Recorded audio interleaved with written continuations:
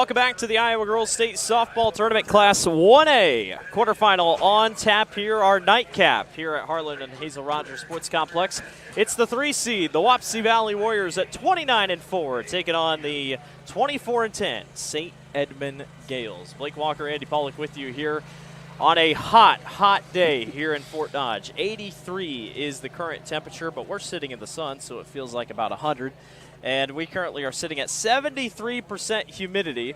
Here's a look at our road to state between these two teams, Andy. And boy, I mean, just fun stats all across the board here in this matchup. A lot of offense put up between these two teams as Fort Dodge St. Edmond won Region 7 over Remsen St. Mary's. They get aggressive on the base paths. Already saw earlier watching Highland of Riverside play, not to be confused with Riverside, who you were calling the game of earlier. So and they like to steal a lot of bases, but boy, this is every class. Fort Dodge St. Edmonds leads in stolen bases. Lauren Gibb, 551 on the year, and they got some pretty good defense as well. On the Wapsie Valley side out of Northeast Iowa, Valley of the Wapsie Pinnakin River, Region 5 champion over Don Bosco. They haven't been here in a long time, but they get extra base hits, and they get a lot of them. Taylor Boer, 523 on the year, 55 runs batted in, and oh yeah, she pitches as well and is really good at that. Star Wars: A New Hope was in movie theaters the last time Wapsie Valley was here at the state tournament. You can't do this to me. I just came from all using Star Trek references as we had Highland of Riverside, the future birthplace of Captain James T. Kirk. So don't be throwing Star Wars references at me right now because I can't handle all this. There is a lot to look forward to. A team that has not been here for so long and a team with so much firepower and a lot of star power. There's a lot we're going to talk about as we look to end off day number 2 here of the Girls State Softball Tournament here on the Girls Union Digital Network, powered by Mid-American Energy Company. Here in Greater Des Moines, we're the unexpected sports mecca that feels like home. We are the big ballers, the little kickers, the underdogs, and the bulldogs. We've got events wacky and wild, big and small, we host them all. That old sports cliche, nobody believes in us? Nah, you come here, you'll believe. Because in Des Moines, only the S's are silent. Let's go!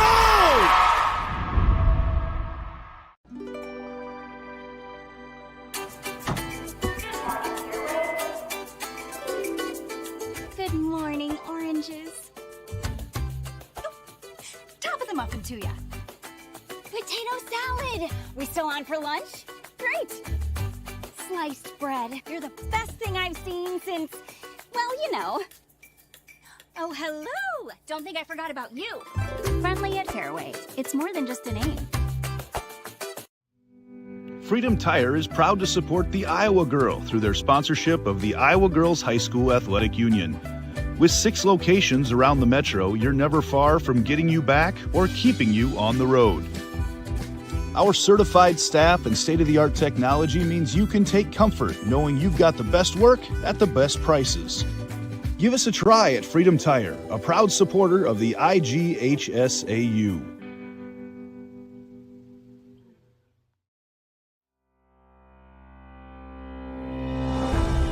Hello, I'm Brent Johnson, President of the Iowa Farm Bureau. And I'm Erin Gerlich, Executive Director of the Iowa Girls High School Athletic Union. We'd like to thank you for joining us for the Girls State Softball Tournament. The Iowa Farm Bureau knows that strong, vibrant schools are the cornerstone of our communities. That's why we're proud to be the title sponsor of the Iowa Girls High School Athletic Union and this amazing state tournament. This tournament not only showcases Iowa's elite teams, but the athletes competing here today are among our nation's best and brightest. And Iowa's farmers are among the nation's most productive. Our partnership with the Girls Union gives us the opportunity to recognize both, all while supporting and lifting up the Iowa girl. With the help of the Iowa Farm Bureau, we celebrate students' efforts not only on the field, but in the classroom as well. The Iowa Farm Bureau is committed to your success and supports our organization and the Iowa Girl. Through millions of dollars they provide in awards, grants, and scholarships that recognize athletic and academic excellence. As Iowans, we have a lot to be proud of. Whether you're a student competing here today or a fan tuning in, we all play an important role in making our state great. So, from the Iowa Farm Bureau and the Iowa Girls High School Athletic Union, congratulations to your school on a terrific season, and good luck in the tournament games.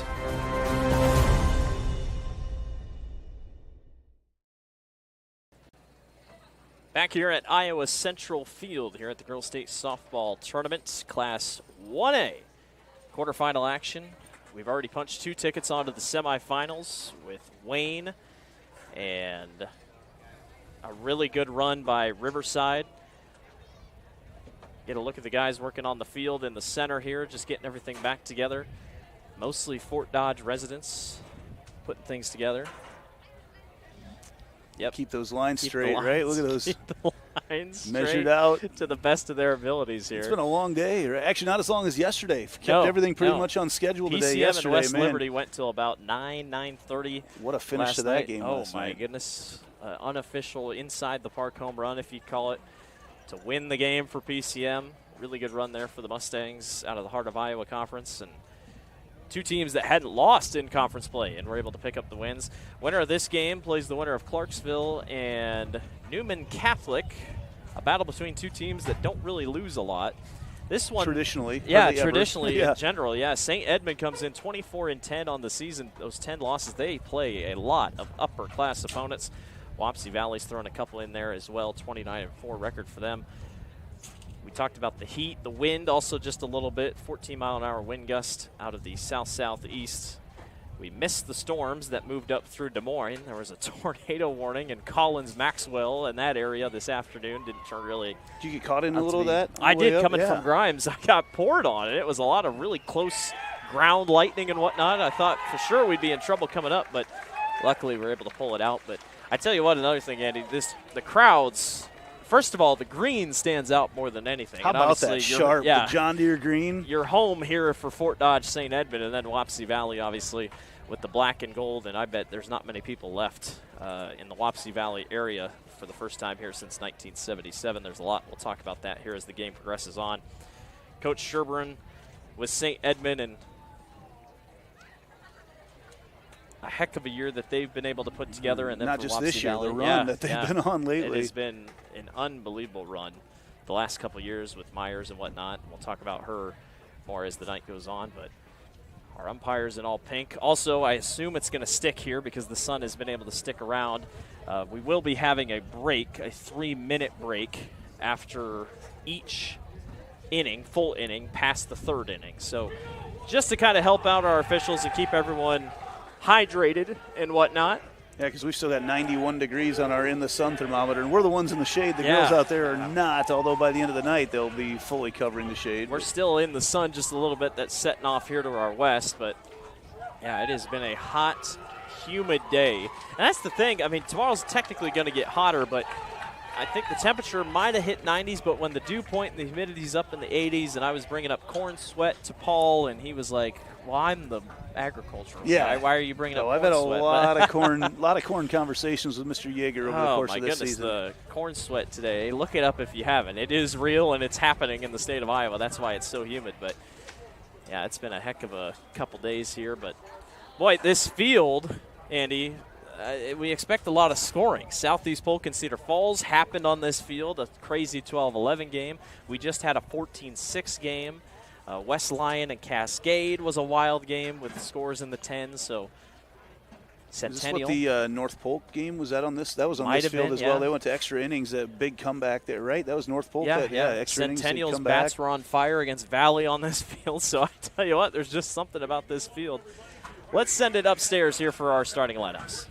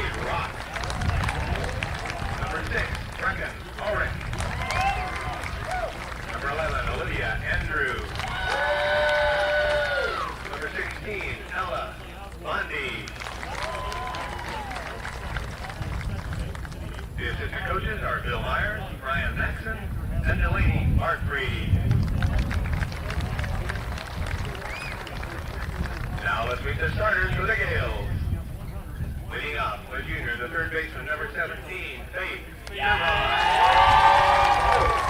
Batting second, the senior, the shortstop, number 25, Mariah Meyer. Batting third, the senior, the center fielder, number 19, Lauren Gibb. Batting fourth, a freshman, the pitcher, number 4, Torin Ellie. Batting fifth, a sophomore, the right fielder, number 1, Sophia Schwinn.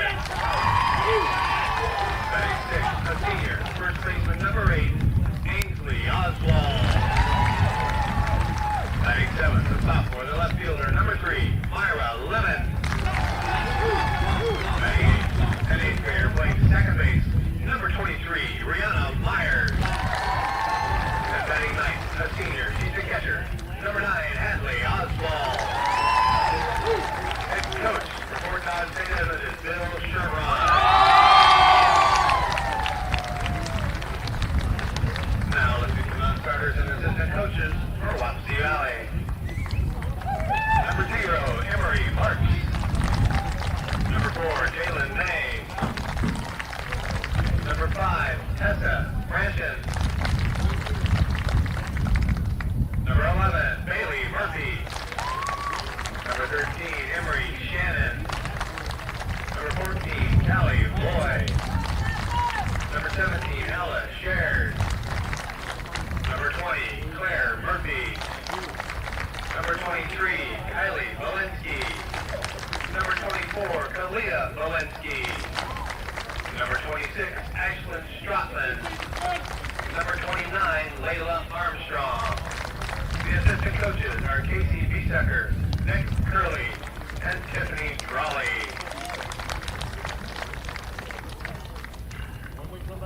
Now take the starters for the Warriors. Leading off, the senior playing center field, number 7, Peyton Curley. Batting second, an eighth grader, the left fielder, number 18, Lola Esteban. Batting third, a junior, she's the pitcher, number 2, Taylor Brewer. Batting fourth, an eighth grader, the right fielder, number 8, Espen Decker. Batting fifth, a senior, the DP, number 9, Haley Whaling. Batting sixth, a junior, first baseman, number 12, Maddie Otterberg. Batting seventh, a freshman, the shortstop, number 1, Sawyer Brewer. Batting eighth, a senior, second baseman, number 21, Natalie Gray. Batting ninth, a sophomore playing third base, number 3, Gracie Sabetka. And the flex player, a junior, the catcher, number 10, Maya Barnes. Head coach for Wapsie Valley is Austin Jeans. Now, ladies and gentlemen, please put your attention to the area in front of the home plate for the introduction of our umpires for this evening's game. At first base, Shane Weigel. At third base, Mark Schaefer. And calling balls and strikes, Ken Maxfield. Ladies and gentlemen, it's time to play state tournament.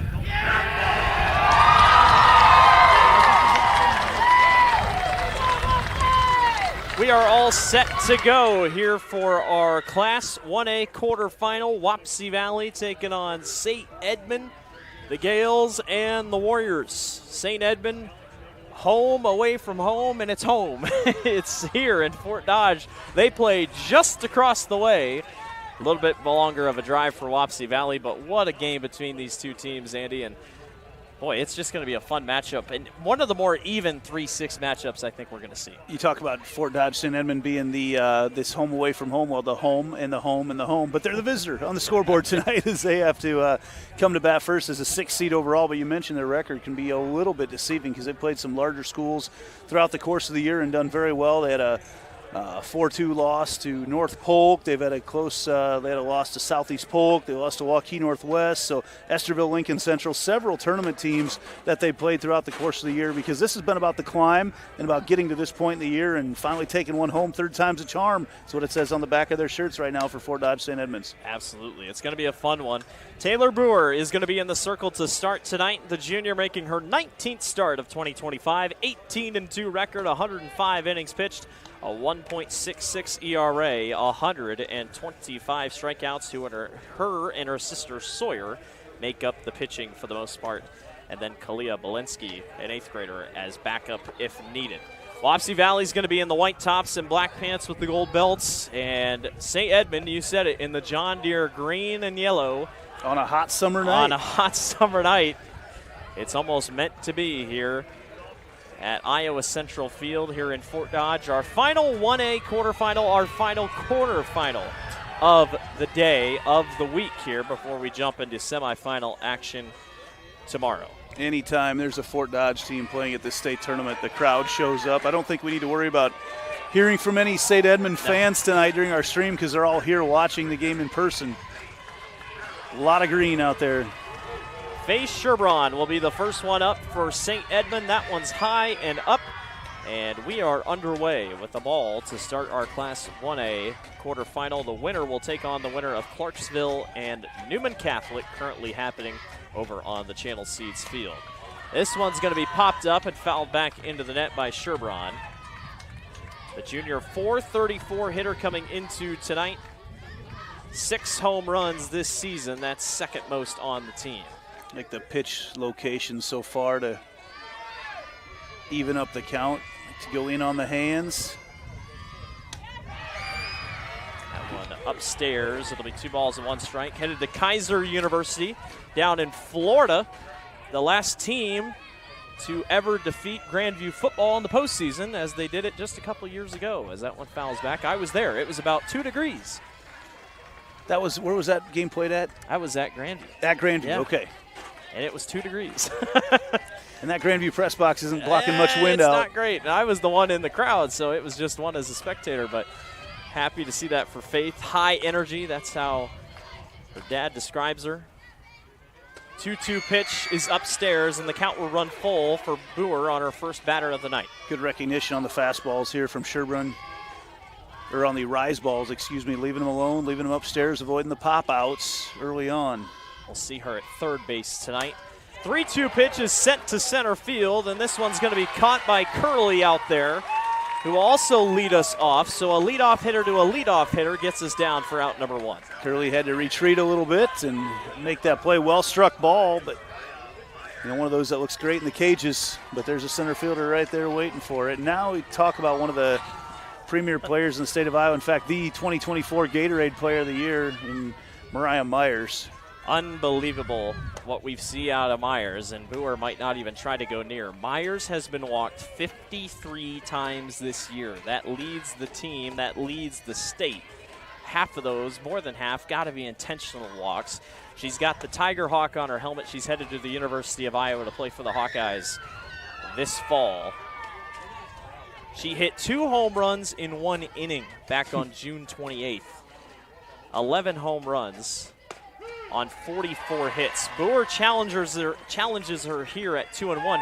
Her hitting stats, Andy, aren't crazy because she just doesn't get a chance to hit half the time. Batting over 600, though, looks pretty darn good. I'm really impressed by the approach here from Boer.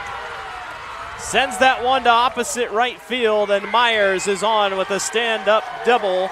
That is her 11th of the season. And just like that, St. Edmond is on base. Well, Boer wasn't afraid to bring the pitch right into her, was dabbling on that outside corner, brought one just a little bit inside, and late recognition there by Myers, and sent that thing right to right field for that extra base hit, brought to you by Channel Seeds. All extra base hits tonight brought to you by our friends over at Channel Seeds. The enhanced Channel Seed brand is here to help farmers like you up your game and rise to the challenge. Learn more at channel.com/rise. That brings up Lauren Gibb, who you might think, it's a good 1-2 hitter with her and Myers. That one's off the first baseman's glove and does get Gibb in time. Good heads-up play by Oswald over there. It does advance Myers onto third. You call that 3-4-3? You Yeah. rolled that one off the glove of Ladberg over to Gray, back to Ladberg. But I was just about to mention Myers does it in a lot of different ways because she's got 40 stolen bases on the year as well. So her being out there on the base paths brings a lot of speed, and that's why she is a very sought-after recruit. The freshman pitcher, Torin Helly, takes that one for strike one with a runner on third here and 2 outs. Helly this season, 3 home runs and 23 RBIs on 347 hitting, as Coach Sherbraun will come over and tie a shoe. I've seen this a few times today where the coaches have had to step in and tie the shoe.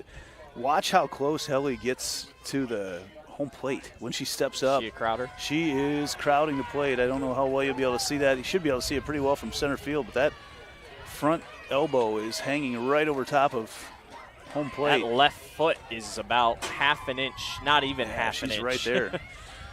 She's going to make Boer go around. That one a swing and a miss. Gibb this season has been hit by a pitch just once.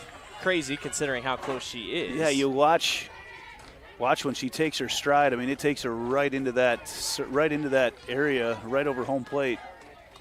So she's got Myers on third base here, trying to bring her around. That one's upstairs. A 1-1 opportunity here. St. Ed's hitters, good job recognizing that rise ball so far. They've laid off it. 43 RBIs on the next close to Gibb as that one drills Helly right in the head. And she was wobbling a little bit as she will take her base. So make it, or I was looking at the wrong. She had never been hit by a pitch coming into tonight. So right there was her first time. We just got done talking about how close she was to the plate, and the rise ball, a lot of times you'll see that rise ball come in on the right-handed batters, but that time went to it and came right up at the face of Helly.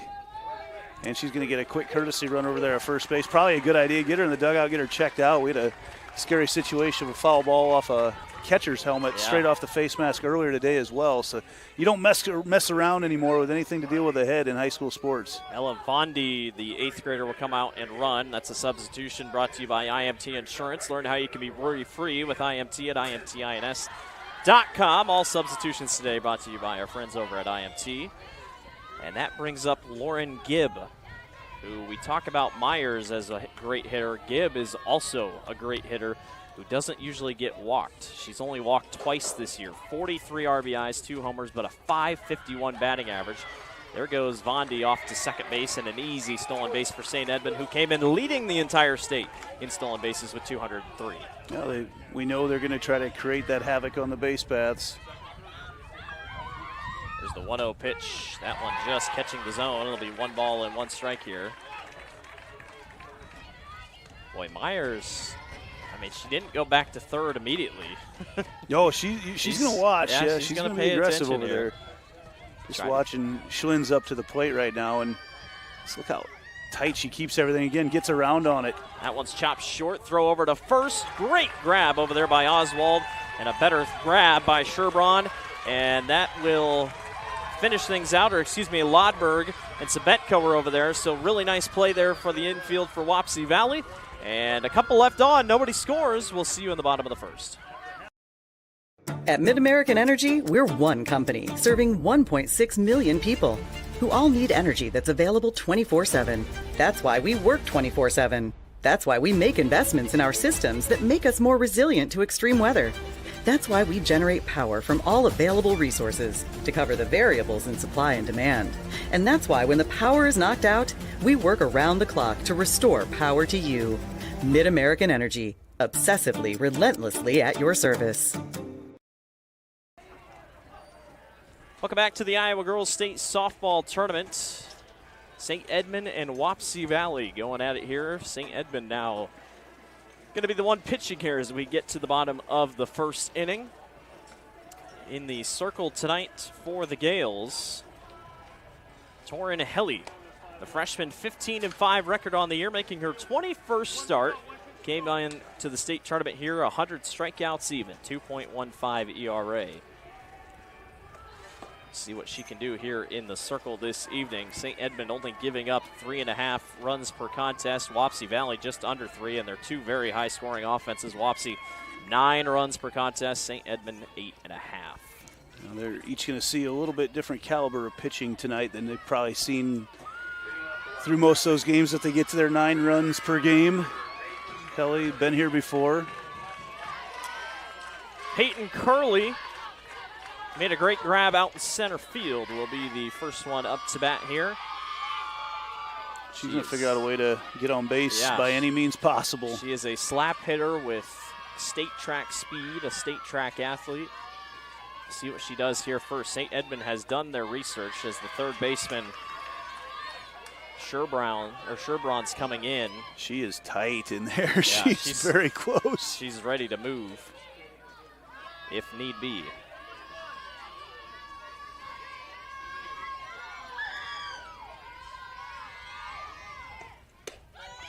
That pitch by Helly just missing outside. It'll be 2-0. Well, they're trying to get something to that left side of the infield right now. Let Sherbrand and Myers make a play over there because she keeps working away on Curley early on. And you're going to see Oswald set up outside again, it looks like, here pretty quick. Curley is a .374 hitter this season for the Warriors. That pitch for Helly does catch the zone. It's 2-1. Still working that outside part of the plate against the lefty.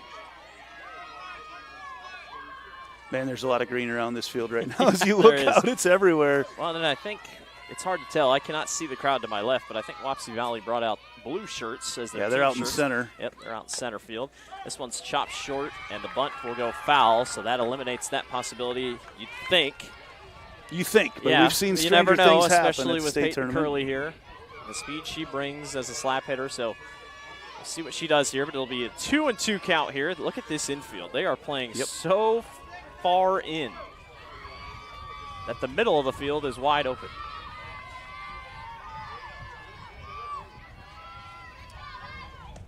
Curley chops it short. This is going to be perfect, and without a doubt, easily on to first base, and that is exactly what Peyton Curley brings to the board. A mini Baltimore chop. By the time that ball hit the ground the second time, she was already safe at first base. No chance to get Curley out, and Wapsie Valley trying to see what they do here, if they try to manufacture a run or if they let everybody swing away. I'm guessing this is a team, you mentioned how they like to steal bases. I'm guessing this is going to be a small ball type atmosphere right now. Sure feels like it might be that way as the left fielder Lola Destival steps up to bat. And Helly just misses there. Lola, an 8th grader, 24 RBIs, 3 home runs. That's tied for most on the team. And a .394 batting average. There's been a lot of youth that we've seen, especially in some of the smaller classes at this state tournament. A lot of 8th graders, freshmen playing quality minutes. She shows bunt. It's called strike. They go to second, and not in time. A successful stolen base for Peyton Curley, but a strike was called. It'll be 1-1. I like how Oswald played that. If she would have stood up, she had no chance to make that throw. Try to take it from a knee, and it put it right on the mark, just too far behind off the low pitch. Probably won't be able to see it on any of our cameras, but Lola with her helmet has the 77 on the side of the helmet. Not only 1977, last time they were at the state tournament. As that one's bunted short, and a heck of a grab. Nicely done by Sherbrand to come in from third base. Sherbrand read that right off the bat. The ball got a little too much air on it as you look at the replay here, but you know, for Wapsie Valley, it didn't work out so bad because with a runner on second base of Curley, she did not have to worry about getting caught in a bad situation if that ball would have hit the ground. There's no force to move her on, so she still stays there. But, yeah, heck of a play by Sherbrand over there at third. 1 out and a runner up on second here. As Boer steps up to bat. She swings a big hack and fouls it back. The 77 on their helmets, obviously for the 1977 team, but the bus driver for Wapsie Valley, his late wife, passed away last year. She was on the 1977 Wapsie Valley team. So very cool connection there, and more ways than none connecting back to that 1977 Wapsie Valley State Tournament team the last time they were here. 0-1 pitch. Boer gives it a ride in the gap to center field. That goes off to catch Des Moines fence, and one will score. RBI single for Taylor Boer. Boer sat on the little bit of an off-speed fastball. It came over the inside third of the plate, and she just absolutely crushed that thing. Beautiful hit to left center field. You saw Curley hung up just a little bit as she got about halfway between second and third just to make sure it wasn't caught, but no chance for a play at the plate. Espen Decker, the right fielder, now up to bat with one out down and one on base here for Wapsie Valley. As she takes a hack at that one, fouls it toward the dugout side here for St. Edmond, who unfortunately has to sit and watch in the sun at least for a little bit until that thing goes back behind the other stadium. Yeah, they probably got 45 minutes to an hour yet that they're going to be looking into the sun. So far, Helly working primarily fastballs, just changing the location, but Wapsie Valley all over them early on. Decker, a .447 hitter, 3 homers, 29 RBIs. That one gets past Sherbron over there at third base, goes all the way out to Lemon over there in left field, and it's another single, 2 on and 1 out for Wapsie Valley. And another fastball over the inside third of the plate. Chance for Decker to get around on one. And puts it right through that 5.5 gap. Wapsie, exactly what you want to get out of a first inning. Seeing a lot of pitches, hitting the ball pretty hard. Able to push at least one across. That brings up the senior Haley Wheeling. Guess what? 3 homers this year. Oh, you can see the way they swing the bat. I mean, you can see that it's all the way through the order. Yeah, it's powerful hitting all throughout. And with 2 on and 1 out, Wheeling's got a chance to really push this thing open here, as that one's just a little low for ball 1. As Oswald back here behind the plate, doing catching duties here for the Gales. Trying to settle back in here. Still just 1 out down here in the bottom of the first in this Class 1A quarterfinal. Good pitch by Helly in there for the first strike of the at-bat. A little extra pop on that pitch from Helly as she went upper away part of the zone. Love the strike zone we've had at the state tournament as you watch around. It just very consistent, everything right there, not giving anything extra. 1-1. That one's sent to the right field line and foul by Wheeling. Yeah, first time I've seen a little of that extra spin trying to come in on the hands on the pitch from Helly, and wouldn't be surprised to see her come back to that pitch just to give them a little bit something different to look at. Hasn't been changing the planes a whole lot up and down, but try to work some more outside in motion. Still have third base open here with 1 out. We'll see if Wapsie Valley wants to get very aggressive here. Coach Jean's kind of holding back right now in the feel-out portion as Wheeling almost goes, but pulls back last second. It's 2-2. Good recognition of the high fastball coming. All you're going to get out of that is either you miss it or you pop it up. So the best thing to do is just stay away from it, but you got to recognize it early on in the release. Wheeling's walked 9 times this year. She'd love to make it 10, but she goes out and swings for it as Helly pulls the string last second. And a strikeout, first of the night. First true off-speed pitch we've seen from Helly, and might need to see that on a little bit earlier on in some counts right now to see how she can keep these Wapsie Valley hitters off balance because they've come out swinging. Maddie Latterberg made that really good play at first base that last half inning, now up to bat. .369 hitter, 21 RBIs, 3 home runs. And boy, she gives that thing a ride to foul left side. Looked right into the sun as watch that ball go up. Yep. It's almost behind the crowd. It's so close. We're very I'm close. So ready for it. Oh, well, people just walked in front. Oh, that's what it was. We had the eclipse up there from the Wapsie Valley fans. I need it more than anything. Definitely can't be great for Myers and Oswald at second base and first base here for St. Edmond. Here comes the 0-1. This one lined down the left field line and foul by Latterberg. These Wapsie hitters are getting around on pitches right now. You see they are pull ball hitters. Anything on the inside part of the plate, they're compact, getting around on things and sending that to the left side of the infield.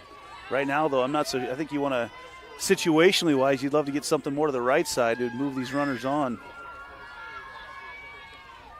Otterberg's a powerful hitter. We'll see if she shows it off on the 0-2 pitch, and it fouls it back. So she's been early. She's been late.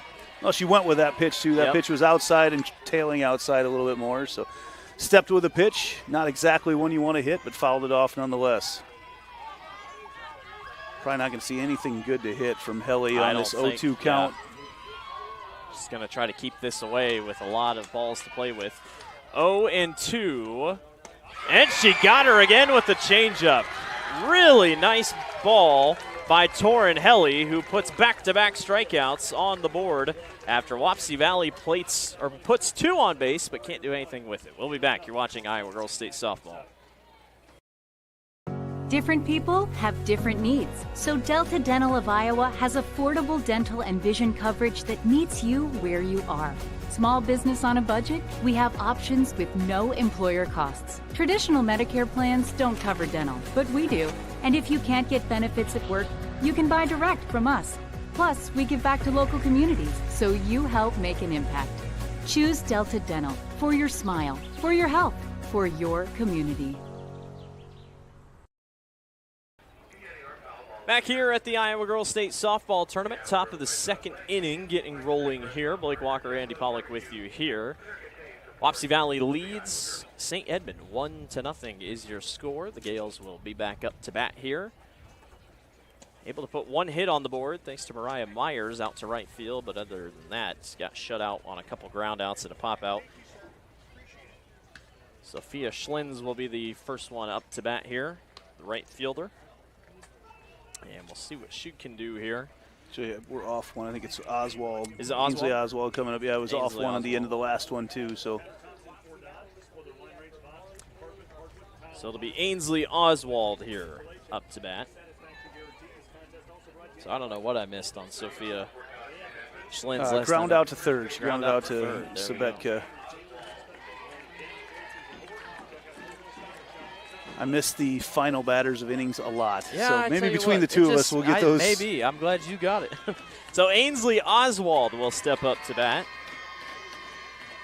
She shows bunt, and it's foul. Really Went pushed down, hard. Yeah, she was, really tried to slam that thing into the ground, but it spun off the edge of her bat. Tried to get the bounce she was looking for there. And senior's had a pretty good year for herself. 352 hitter, 28 RBIs.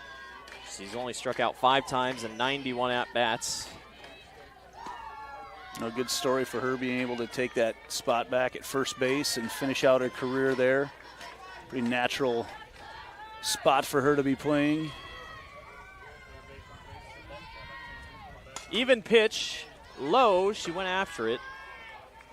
And it is foul, so it'll be 1-2. The wind is still a little bit weaker than it's been all day, still blowing out to center, as it has been the last 2 days. It's been a very home run favorable condition. Haven't seen a ton of them, but yes, you think it's yeah. the heavy air right now. Those 1-2, and boy, Boer went low.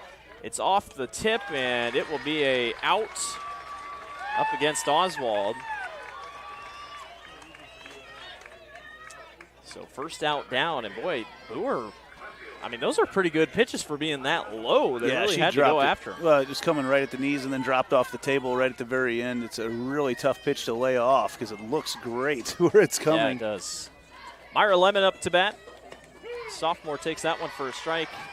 305 hitter, 20 RBIs this year on 25 hits. Working ahead in the count for Boer. Boy, Boer looks locked in right now, I can tell you that. She is spinning it right now. You can see the way that comes off. And the screwball, the normal screwball motion and the rise ball motion look very similar coming out of the hand. But right now she's keeping everything, after that first inning, she's kept everything on that same plane, working outside in, and gets another strike there. Swing and a miss. It'll be 1 ball and 2 strikes here. Boer came in with 125 strikeouts this season, looking for number 1 here in the top of the second inning. That one, though, low enough into the dirt. Early in that first inning, we saw her use that rise ball in this situation. Now we've seen her twice in a row really work low in the zone, keeping everybody guessing, including me. Changing things up here. That one giving a ride to right field, and roaming over to make the grab is Decker out there in right field. Nice play by Espen Decker to roam over and make the play. The pitch was low and away. And pretty good charge put into it by Lemon, but Decker in foul territory. And I can't tell, is there another logo painted over there as well on that down the side? Yeah, they do have the logo. It's something pink, yeah, but I don't really know what it is. I've seen the center field logo, yeah, but I haven't seen the... I think it's just a pink box. First, I'm not really sure. At first I thought there was grass missing out there. No, you never have that happen here. This is the best grass in the state. Yeah. Brianna Myers now up to bat, an 8th grader, younger sister to Mariah. And she knows there is a lot of pressure on her, but boy, she has found her spot here on the team. Well, I followed her career up through the club circuit, and she's been a very talented pitcher as well. As 14 appearances this year for the Gales as an 8th grader. She's a 264 hitter. Brewer keeps trying to go low. She really hasn't gone high this half inning, and now she's behind 3-0. And I didn't think that the balls were hit overly hard in that first inning when she was working the upper part of the zone. Got a pop fly out of the deal. 3-0 pitch, and that one's low, and Myers, a 4-pitch walk, hits her 11th of the year. And now it brings up Hadley Oswald, the 9-hitter at the catcher's position. And quick time is called for Sherbraun to have a chat with his hitter here. I'm always curious what that looks like. You got 2 outs, or anyway, with a runner on first. What are we? What's the situation? Yeah, a hit would be great. If you can just get that ball in play, I think we're going to be okay. So 2 outs and a runner on first base here. Unless there's something he saw in the delivery right now, we're just letting her know, hey, that was 4 straight pitches for walk. Be selective. Hey, she's low if you didn't know. Right. You know, just might be one of those things. All right, so 2 outs here for Oswald. Boy, that pitch was right down the middle. Myers goes and barely gets in for a stolen base. She had a really, really nice jump, but back behind the home plate, Barnes was framing the ball still, trying to get the strike call as Myers was stealing second. See some young catchers will do that and say, no, at that point, you don't worry about the frame. When that runner's going, you got to get it down there to second base. Myers, that is her 15th stolen base of the season, as that one's fouled out to right. Over by Oswald here. Hadley, the senior, 15 RBIs this year. 1 home run to her credit, 302 hitter. What an atmosphere we've got here tonight. I mean, it's not just the Fort Dodge St. Edmond fans, but the Wapsie Valley fans in their bright blue have shown up. That one chopped right back to Boer. A little bit of a dribbler. She'll throw on to first base to Lauteberg and gets the out. So 1 left on, nobody scores. We will go to the bottom of the second, and it is 1-0. Wapsie Valley leads over St. Edmond. At MidAmerican Energy, we're one company serving 1.6 million people who all need energy that's available 24/7. That's why we work 24/7. That's why we make investments in our systems that make us more resilient to extreme weather. That's why we generate power from all available resources to cover the variables in supply and demand. And that's why when the power is knocked out, we work around the clock to restore power to you. MidAmerican Energy, obsessively, relentlessly at your service. Welcome back to the Iowa Girls State Softball Tournament. Bottom of the second inning, Wapsie Valley leads over St. Edmond 1-0. Blake Walker, Andy Pollock with you here. Watching the sun go down here at Harlan and Hazel Rogers Sports Complex. Expect this thing to end out. Yeah, I don't think it'll be quite as picturesque as it was last night. No, last night was building crazy. Up in I the was west. driving home, kept looking back out my rearview mirror, and it was crazy how beautiful. Bright purple sky last night. It was beautiful. Not really a lot of clouds to be seen here as the clouds have moved out. We had a lot of thunderheads to our north move their way into Minnesota, but avoided us. And looking at the forecast up until almost the weekend, had quite a bit of rain set to fall this week. And right now, we get to Thursday, I think, without any delays. Thursday's championship games might be tough to get in. We'll be see. Sitting pretty. Just have to wait and see. Sawyer Boer up to bat. 290 hitter. 2 home runs this year and 21 RBIs. The shortstop will be up to bat here. Let's see if she can get the bats back rolling. Already 3 hits so far for the Warriors. Boy, sends that right to the photography stand over there at left field. That'll be a good picture for someone. Man, I don't know if anybody got a picture. They were ducking out of the way so quick, but luckily it didn't hit anybody. But there's a look at the power that Sawyer brings. Where Sawyer's really become a valued part of this team is as that second pitcher this year behind her sister, because she's really settled in and had a nice season throwing the ball as well. It's 17 appearances in her freshman year, just giving up over 2 runs per game gives you a nice second option. As her sister gets they split about half the innings along with Kaylee Belinsky. They'll get to share one more year together, as Taylor's senior year is next year, but boy, Sawyer, a lot of potential here out of this freshman. That was a really nice frame job back behind the plate by Oswald, as that's a strikeout for St. Edmond. Yeah, Oswald bought a couple extra ball lengths on the outside corner, right at the belt level. And worth noting, dating back to that last half inning, that's 3 straight strikeouts by Torrin Helly, who has locked herself in there after giving up those 3 hits early. That'll bring up Natalie Gray for the Warriors. Did she go? Yes, she did. He thought about it there for a quick second. Again, one of those rise balls you want to stay away from. Got to extend it a little bit. Nothing good comes from a rise ball if you're a hitter. So maybe you remember back to former Ankeny and then Centennial great Kendall Lindemann. Finished that in a second. Ooh, all the way nice across play. the diamond, and an unbelievable throw by Myers, showing off the glove, and she's not just a hitter. Take a look at the replay. You'll see the replay. It's going to go off the glove of Sherbrun, and Myers showing the range, gets over, you'll see right away, and kind of has to change direction and just whips it across the infield. The future Iowa Hawkeye showing why she's going to get her college paid for. How about that throw? And she was fired up for good reason. Gracie Sabetka, the third baseman, now up to bat here with 2 quick outs down, as St. Edmond has really rebounded here after those early hits in the first by Wapsie Valley. I was going to say that was Kendall Lindemann back in the day, and I believe she's still the state's all-time home run leader, but she was really good at recognizing those rise balls, and she would crush them. She got on top of them and crushed them a lot. Future Golden Gopher and then a Gator. The Myers sisters making plays at shortstop and second base, as that's a ground out. 3 up, 3 down for the St. Edmond defense. We'll see you in the third. You're watching Iowa Girls State Softball. Hello, I'm Brent Johnson, an Iowa farmer from Calhoun County and president of the Iowa Farm Bureau. As proud title sponsor of the state softball tournament, the Iowa Farm Bureau is dedicated to creating a vibrant future for Iowa through partnerships and programs that help cultivate individuals with great character, a strong work ethic, and exceptional leadership skills. Making it to the state tournament is a great accomplishment that takes a lot of support.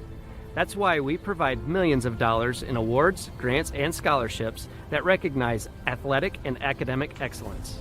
The well-being of Iowa students is also very important to Farm Bureau. That's why we provide concussion insurance coverage at no cost for all students in grades 9 through 12 who participate in a sanctioned sport. As just one of only 7 states to provide this coverage, it's just another way we're striving to support Iowa's outstanding young leaders. So, from the Iowa Farm Bureau, congratulations to all the players and coaches on an outstanding season, and good luck in the tournament. Top of the third inning set to get rolling here. Wapsie Valley leads over St. Edmond, the 3 versus 6 matchup. Warriors are the 3 seed. The Gales are the 6 seed. It'll be Faye Sherbrun up to bat. Back to the top of the batting order here for the Gales. Yeah, each team took an inning to get through their order. The difference was that Wapsie Valley was able to punch one across. She popped out in her first at-bat. I see where I was wrong. I missed that Lauren Gibb got hit by a pitch. Oh, there we go. She was around. Or that was Helly. Helly got hit by the pitch. Was it Helly that got hit by the pitch? So that one lined right back up the middle by Sherbrun. All the way to the fence, and Faith will put the brakes on, and it's a single to start the top of the third. Well, this changes what now you can do with Myers coming up to the plate. Can't pitch around her at all, which she didn't before, and Myers made her pay with a double to the wall in right field. Let's see what they do here. Myers doubled to right in her first at-bat. Boer came right at her in her first at-bat. Yeah, she did. She was not afraid of it. That one out and away for ball one. Still hanging right around the plate.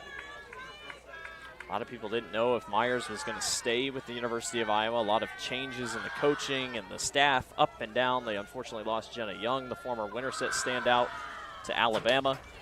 But Myers says, nope, I'm going to stick there. And I believe they also got someone from Cedar Rapids.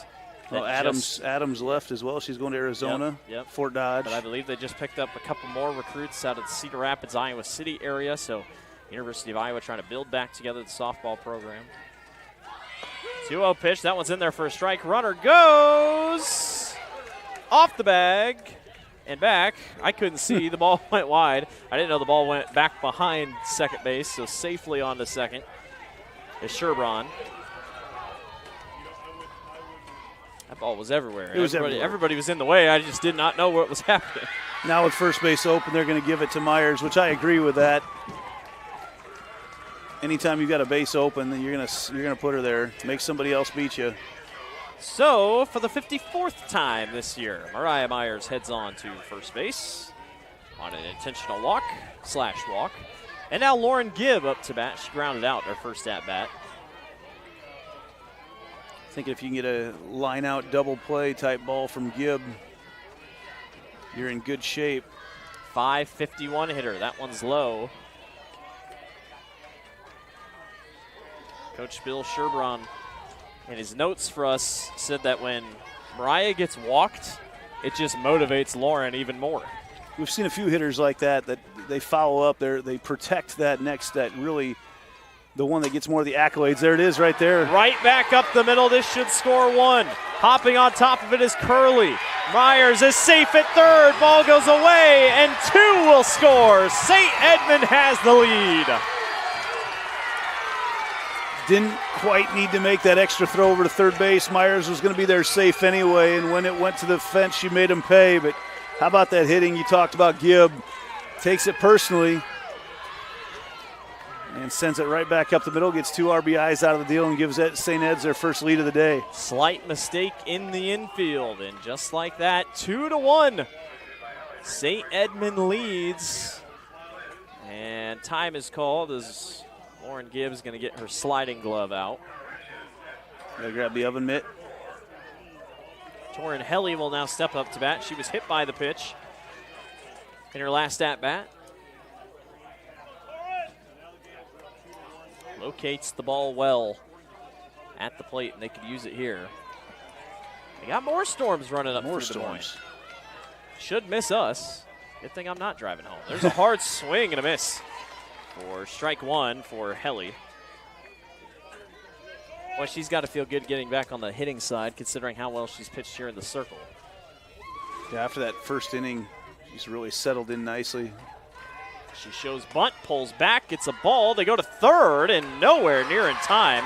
St. Edmond did not get the jump they were looking for, and just like that, Barnes catches her stealing. And it is underrated how tough a play that is that Sawyer Boer just made from that shortstop spot. It's a foot race for Boer as she comes over with Gibb, and she's got to catch that ball on the run and put the tag down. Played perfectly. Barnes didn't wait for it. She threw to a spot.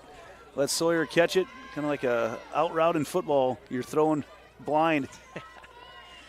2-1. That one way outside. Gets stopped by Barnes back behind the dish. You wondered how long I could go. We got 2 1/3 innings. There you go. I mean, no football references. We're rolling. I threw in the Grandview Kaiser thing there in the beginning. So first batter.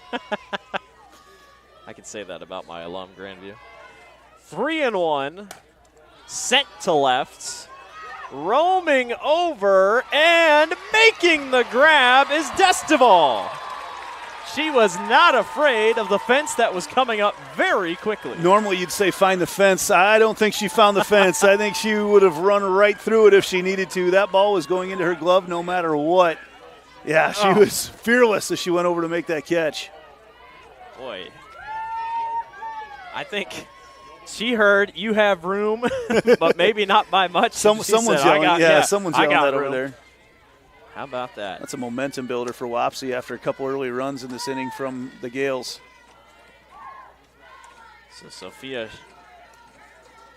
Schliens steps up to bat here, the sophomore 370 hitter. With 2 outs, and now the base path's clear. Brewer goes low and misses, and it's 2-0. Someone that really wants the sun to be gone, Taylor Brewer. She'd love for it to just be fully eclipsed into the night skies here. I'm guessing Ladberg over at first base, Yeah, too. would Any, really like any to throws see coming it. from that Yeah. left side, she's staring right at. Good pitch right down the middle by Taylor, and it's 2-1. The approach has totally changed from Boer after the first inning. She was up in the zone, up in the zone, up in the zone, and now everything is at the knees and below.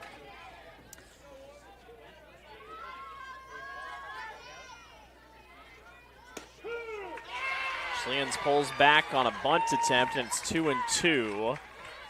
Schlien's a do-it-all kind of player here for St. Edmond. Offensive, defensive. Plays out in right field. 2-2, sent to right. This is going to be tough, but not for Espen Decker. A couple score, it's 2-1. St. Edmond leads over Wapsie Valley. We'll see you in the bottom of the third. You're watching the Iowa Girls State Softball Tournament. At Mid-American Energy, we're one company serving 1.6 million people who all need energy that's available 24/7. That's why we work 24/7. That's why we make investments in our systems that make us more resilient to extreme weather. That's why we generate power from all available resources to cover the variables in supply and demand. And that's why when the power is knocked out, we work around the clock to restore power to you. Mid-American Energy, obsessively, relentlessly at your service. Thanks again to the Iowa Farm Bureau for presenting the 2025 Girls State Softball Championships. As the sole title sponsor of the Iowa Girls High School Athletic Union, Iowa Farm Bureau honors both academic and athletic excellence, helping to nurture the next generation of Iowa leaders. Blake Walker, Andy Pollock with you here. Bottom of the third inning. 6-seeded St. Edmond leads over 3-seeded Wapsie Valley 2-1. As Torin Helly gets back in the circle where she has really been rolling here. Able to grab a 3-up, 3-down inning last half out. And second time through the order, we saw St. Ed's start to do some damage the second time through their order. In this part of the order, 3 hits out of the first 4 batters for Wapsie. So they're up there looking to hit again, and Curley with that speed, just going to try to get one on the ground and beat the throw. Peyton Curley bunted for a single on her last time up. Now, unfortunately, goes right to the first baseman, Oswald, who steps on first with ease. Almost beat it out. That was close. That was a lot closer than it looked. St. Edmond took it as routine. Yeah, they were like, there's no way. And then almost made something out of it. Yeah, that was – Oswald took her time, which you're thinking you have time, but, man, Curley got down there in a hurry. Lola Destival will step up to bat. She popped out in the first inning. Made that heck of a grab in that last half inning defensively.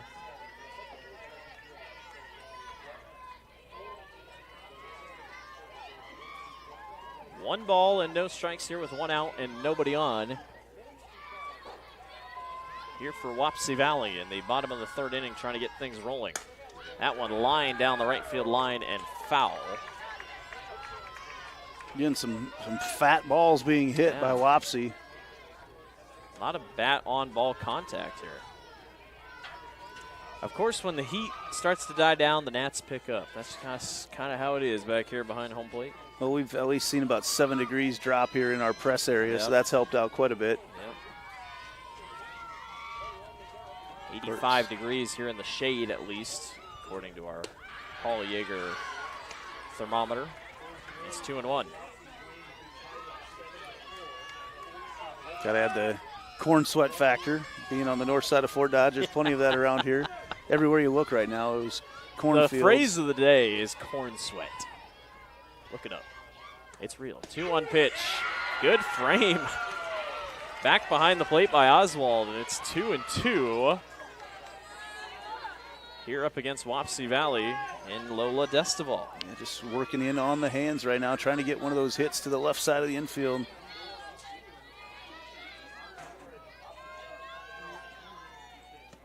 Even pitches upstairs, got away from her, and the count will run full.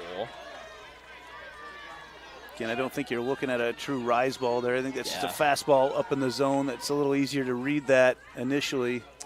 She's yet to walk any today, trying to keep that stat at a 0. Here comes the full count pitch. On the way. That one's chopped right to the third baseman, and Sherbraun fires across the diamond for out number 2. I tell you what, these girls can throw in the infield. And I love the fundamentals of Sherbraun because you watched that ball came in and you watched the top of her head look the ball right into the mitt. Obviously, with nobody on, knew exactly what she was going to do with it, but just fundamentally, just absolute perfection over there at third base from the coach's daughter. Taylor Brewer might see if she can help herself out here on the hitting side. She singled to left center in her first at-bat of the night. With 2 outs and nobody on, she'd love to get something going here as that one's up and away for ball 1. Well, this part of the order did some damage their first time up, but getting Curley out was key. Took that bat out of Destaville's hands, that option to really put a bunt down. Coach Jeans describes her as composed and collected. She is a rock in the lineup, and from what I've seen in the circle, I can get the composed and collected part. So that one's just low for ball 2. Didn't miss by much there. I believe we'll be having our longer 3-minute break here at the end of this half inning. I assume it's still hot, still very humid, hot. So I assume our umpires will get a chance of a break here. I mean, I'm fine, but slapped right into right center. That's going to go almost to the wall. Boer says, I'm going to go get 2, and she does. Boer never slowed down coming around first base. Again, sat on that little bit outside fastball.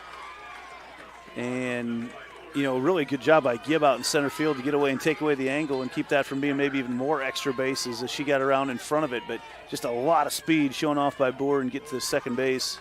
That is double-digit doubles this season for Taylor Boer now, 10 on the year.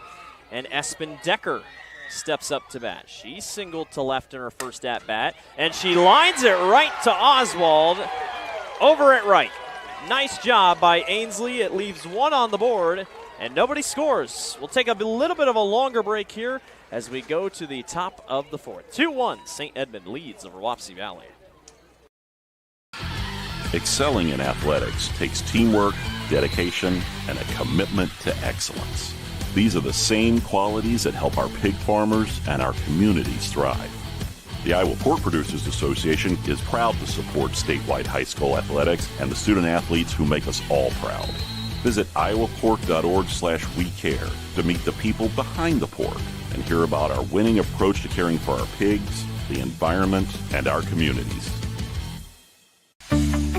SWIC is a community. Southwestern Community College is a place in rural southwest Iowa where students from across the world come to be a part of a tight-knit family, Spartan Nation, where they study, train, grow, thrive, and are called by name, not by number.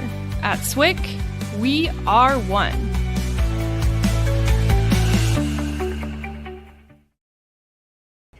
Welcome back to the Iowa Girls State Softball Tournament. Well, there's your answer. I don't think we're having our breaks like we usually do. So that was definitely not 3 minutes. So looks like we're just going to keep things rolling here. And thankfully for our outfield, infield, this whole field is now covered in shade as the sun has gone back behind the tree line over here toward the airport.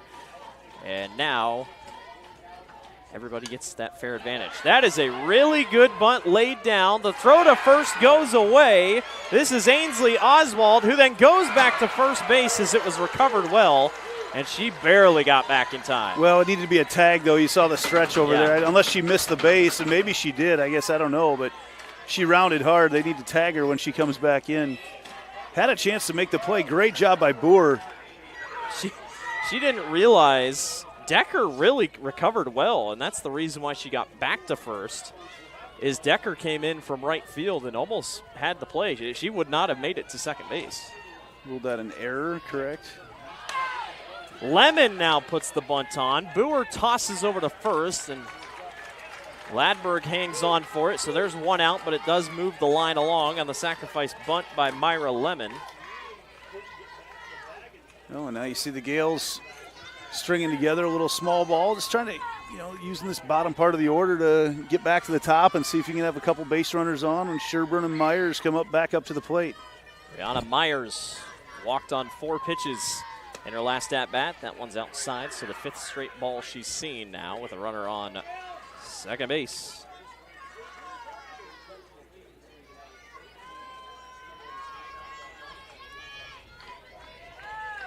Taylor Boer not agreeing with the call of what pitch she wants to go, as that one's low. Well, Myers has seen 6 pitches right now. They've all been balls. What's it called in the air? Pitch, those comms? Yeah, pitch com, pitch can. The name escapes me. But it's really nothing too crazy. It's just a robot voice. Myers sends that thing to center field, and a leaping grab. Nicely done by Curley. It does advance the runner to third. So Myers does her job. No, we've seen some really nice outfield play all throughout the course of the day today. There's times that girls playing the outfield get a little frustrated when you're younger and you got to play that spot. But, man, today those outfielders and what they bring to the table has paid huge dividends. So inadvertent small ball gets the runner on third base, and now Hadley Oswald, who grounded out in her first at-bat tonight, steps up to bat and swings at the first pitch she sees, and it's fouled back into the net. Sun's down now, the lights taking hold. Get to experience the cool air of north central Iowa tonight, north side of Fort Dodge. 15 RBIs this year for Hadley. She'd love to get 16 right here. Here's the 0-1. It was right down the middle. It's picked up by the shortstop. Throw to first is not going to work. She could have maybe gone 2, but it actually hit Hadley, which stopped it from going far, but it's a hit and an RBI nonetheless. Well, she gets around on it, and Sawyer Boer was playing a little bit tight, I thought, at the shortstop spot. Had to make a diving grab, kept it in the infield, but just really no chance to make a play over at first base. And like you mentioned, Oswald got drilled in the ankle. Otherwise, that was going to be another base for her. She waited for it there. Jade Rock is going to come on and run at first base on an IMT insurance substitution. Yeah, Boer, a good reach out to go get it, but just kind of hesitant a little bit and then pulled back. So back to the top of the order they go. Faye Sherburne singled way up the middle to center field on her last at-bat. Did I miss Ainsley Oswald scored, correct? Yes. Okay. So it should be not 3-1. added that. Yes. Yeah, there we go. There's the board. So Oswald did score, so it's 3-1. And our umpire here, can Maxfield get back into place? That one swung and fouled back. St. Edmond's seeing the ball well here up against Boer. 4-4 tie between Newman Catholic and Clarksville. Well, Clarksville has been a mainstay here at the state tournament. That'd be a big win for the Knights, as Burr still's just not liking the pitch selection here that she's been given. Well, there's a reason those comms are one way. Yeah, The coach is the only one that can talk. Runner goes, Rock, safe, didn't get her. Barnes didn't like it. She thought for sure she got it. Yeah, I think the throw was in time, but I think I think the throw was in time, but I think the slide kind of got around and got the hook in. Yeah, I think that right leg got around and got in safe. Got it in time. Good job by Rock, because that throw was in time. Yep. So Sherburne, that one's low, and it'll be 2-1.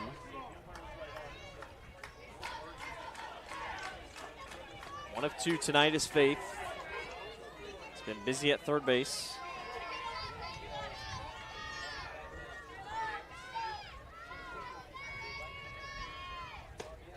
Inside, 3-1. Boer says, I need time. Yeah, Boer's been, notice she's been messing with like her right leg out there a little bit too, so I don't know if she's overheating a little bit or what, but something's bugging her out there. She's getting her. Oh, she got sweat in her eye, it looks like. Maybe. She's something in her eye trying of to some get a sort. Towel out here. Yeah, you can tell the last couple pitches. Something's been bothering her. I mean, it's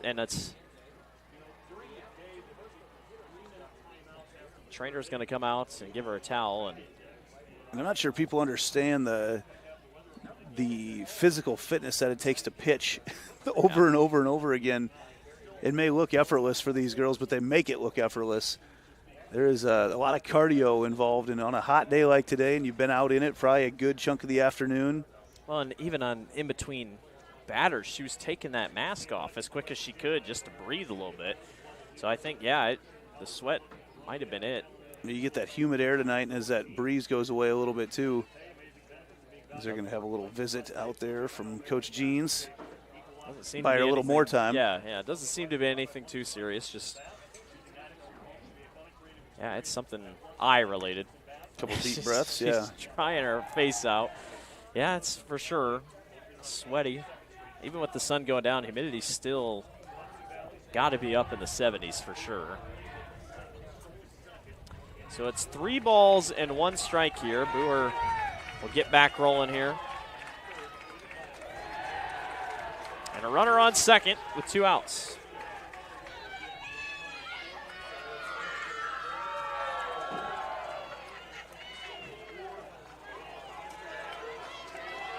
Three and 1 upcoming. Crowd getting restless. Sherbraun lines it into the gap. That's going to go to the fence. Rock turns on it from third. RBI double for Faith Sherbraun. I think Boer was trying to go with the rise ball and just didn't get any hop on it. And that ball hung out right over the zone, and Sherbraun gets around on it. One of the most solid contacts we've seen tonight. A extra base hit for Faith Sherbraun. Channel Seeds presenting sponsor for all of our extra base hits tonight. And intentionally walked is Mariah Myers. 55 on the year. Can you drive 55? I couldn't think of anything else. Not on my route back to the hotel tonight. I won't be able to get up to that speed. I couldn't think of anything else. That's back-to-back intentional walks for Mariah Myers. After it gives Gibb a chance again to. And again, we said it. She feels motivated when Myers gets walked. And last time, she put a single up the middle. So she's had plenty of chances this year too to be motivated. And Myers, she's just fired up. I mean, I know she probably wants to hit, but she'll take it getting on base. That one put right in front of Gibb, but all the way out to right field, and making the grab is Decker. So the intentional walk pays off, but the damage is done. 4-1. Fort Dodge St. Edmond leads over Wapsie Valley. The 3 seed will go to the bottom of the 4th. You're watching Iowa Girls State Softball. At MidAmerican Energy, we're one company serving 1.6 million people who all need energy that's available 24/7. That's why we work 24/7. That's why we make investments in our systems that make us more resilient to extreme weather. That's why we generate power from all available resources to cover the variables in supply and demand. And that's why when the power is knocked out, we work around the clock to restore power to you. MidAmerican Energy, obsessively, relentlessly at your service. Welcome back to the Iowa Girls State Softball Tournament. Boy, we can't really see them. We can kind of see them on the camera, but we have an insane student section above us from the Fishbowl, right? The St. Edmond? No, I think I'm pretty sure it's the St. Edmond's crowd, They're out in full force. Yeah, it's Here We Go Gales. That's coming from there. So I think that's the Fishbowl is what they refer to those guys as. In a way, it's a home game. This is a home game, just like Fort Dodge has had in the past couple of years. There's a look at them here. That's the Wapsie fans there. Yep, Wapsie fans are going all out, trying to match the crowds as they're out in center field. You got so many people with their seats out. Great high school atmosphere here tonight. The best seat, one of the best seats for your comfortability might be you bring your lawn chair to the state tournament. I don't think many people don't think of it, but it's worth the note. You can sit all the way around that outfield. Yeah. The new addition of bleachers here. What is that, 2 years ago they brought the center field bleachers out. Yeah. That's a great vantage point to watch a game from. Torin Helly back in the circle. She's been really good tonight up against now Haley Wheeling. Struck out. Mentioned the break. I don't feel like Wapsie is not hitting the ball. Right.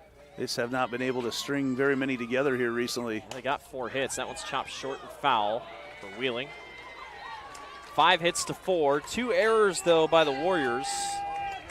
Something to keep an eye out on. Here in your nightcap. Final quarterfinal of the state tournament. What a wild, wild quarterfinal round it has been. North Polk survived Class 4A, and by survived, I mean they were the only one that wasn't the higher seed that lost. And they barely won. Yeah, almost. It was almost an all lower seed semifinal. The big upset of the tournament, the Pella Dutch take over and defeat Xavier, who was undefeated for a majority of the year. I thought Xavier was untouchable. I think I had a chat with Grinnell's head coach midway through the year, and it didn't age very well because we were like, I don't think they're going to lose. I mean, who could they possibly lose to? And I think it was Cedar Rapids, Washington. One of the Washington Cedar Rapids schools, I think, beat them for the first time, and then that's just how it goes. Norwalk, who was slipping just a little bit at the end of the year, kind of stumbled into the state tournament. Dallas Center Grimes lost to ADM, and Xavier beat DCG in the consolation earlier this morning. So that one lobs in. 3A was very close. I think every game was one score except Williamsburg.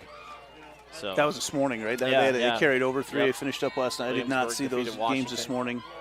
5A, we saw a strikeout record for Waukee Northwest. And how good is she? How good is Sophie Schlater? I hope she keeps playing high school softball. That's how good she is. There's a swing and a miss for Torrin Helly. And another strikeout. That's her 4th of the night. Getting some nice change of speeds on some of these pitches, just enough to keep these Wapsie Valley hitters off balance. Just not quite able to time things up like they were early on tonight. Maddie Ladeberg steps up to bat. Ladeberg's played really well at first base. Her coach put in her notes, she can do the splits if she needs to on first base. We have not seen that yet, but she can do it if she needs to, if push comes to shove. And boy, oh boy, she gives that thing a big ride to left field, but it's foul. Long strike. Yeah, it was. She struck out in her first at-bat tonight. They might need to repaint that logo by the championships in center field. I mean, it's somewhat kind of faded here. As they were working on it last week, really? I think. It's on every field, consolation fields, everything. Very cool. That one lined past Myers. No, it wasn't. She throws from her knees, and she got her. Are you kidding me? How about that play? And again, you want to know what makes a Division I college softball player? That right there is what makes a Division I college softball player. Going to her weak side, reaching across, gloving it, and then being able to transfer while she was on the ground yet, transfer over to her hand and make that throw. And I don't think there's much doubt about it. They're going to discuss whether that Oswald pulled her foot over at first base. I don't know if we'll be able to get a replay on that or not, but they're going to discuss whether Oswald pulled her foot. But how do you not give that to what Myers was just able to do? The future Iowa Hawkeye, showing range and showing strength. Is that Derek Jeter over there at shortstop? Are you kidding me? Going to come together. He's going to ask for help right now and see if anybody else saw anything different, which I think you have to at this stage. It'd be quite the unpopular opinion to reverse this. But, my goodness, I don't know if we have a replay. We probably don't. But, man, what an unbelievable play by Mariah Myers. A long discussion here, so who knows? I mean, there's no replay. What else could they possibly be thinking? Oh, they call her safe. Wow. Dang. Well, you know what? You can't change the timing of it, but you have to. The only thing you can discuss is that Oswald pulled her foot as she had to reach across to make that. So she is safe. Infield hit. The highlight that never was, in a way, but we got a pitch runner here. So an IMT insurance substitution checking in. It's going to be number 4 here for Wapsie Valley. That's Jalen May. Well, that took a little bit of momentum out of St. Edmond, just a little bit. I mean, the crowd was absolutely fired up. They doesn't were ready change for the fact it was a great play. It doesn't. And it'll be, like I said, lost in the highlight tapes. But my goodness, almost. The play that almost happened. So you got a runner on first base here with 1 out down. Big spot here for Wapsie Valley. Sawyer Boer struck out her first at-bat tonight, now steps up to bat. Yeah, this part of the order producing for Wapsie would be a huge boom for them tonight. Absolutely. They were 0 for 3. Actually, this 5, 6, 7, 8, 9 were 0 for 5. First time through the order so already. They need production here. if anything, just for assuring that you get a couple more opportunities for the top part of the order to get a couple more at-bats throughout this game. Anything and everything at this point. So here's Sawyer Boer. She shows bunt, pulls back. They go to second, and that throw was wide to the left. Myers able to stop it, but a successful stolen base for the Warriors. Trying to cut back into this lead. Yeah, that throw just, again, trying to make the throw from the knee. That's so difficult in softball. That heavier ball takes a lot of strength.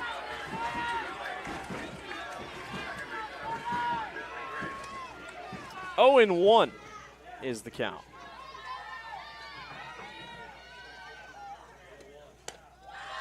High for ball 1 for Helly. Good recognition of the ball, tailing upwards once again. Here at Iowa Central Field. Maybe it's just me, but the Central Triton's font that's just below us here. It's nice, isn't it? It is nice, but look up the Twister font from the movie Twister. Does it look a lot like think it looks just like it, and I bet it's the same font. I noticed that while I was watching the other day. I'm like, I can't be crazy. That one's upstairs for ball 2. No, it's I can see that. Yeah. I'm telling you, I'm going to have to show you. It almost looks like the Friends font, too. Well, in that case, we might be having a conversation about what came first. Aging myself a little bit there. But I'll check that during commercial and see if I'm crazy. 2 and 1 here.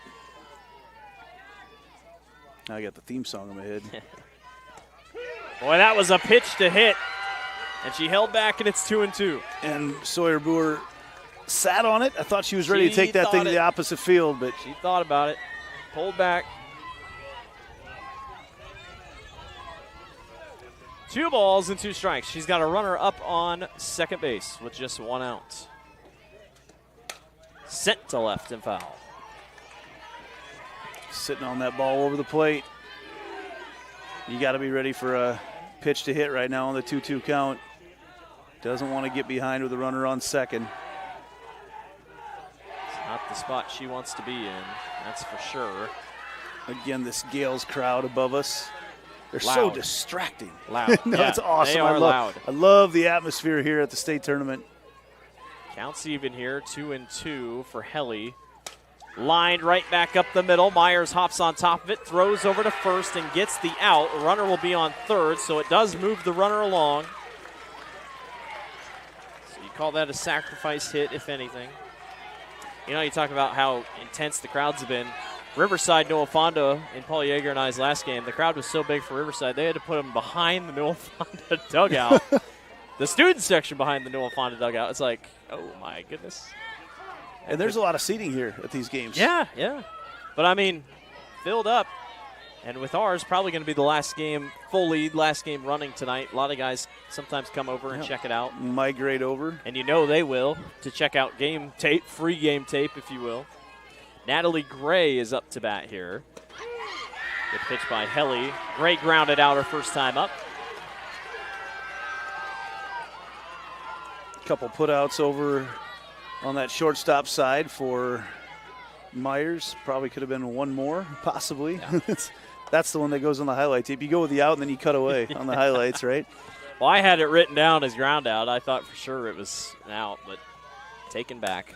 Chopped short and foul. Quickly behind 0-2 now is Natalie.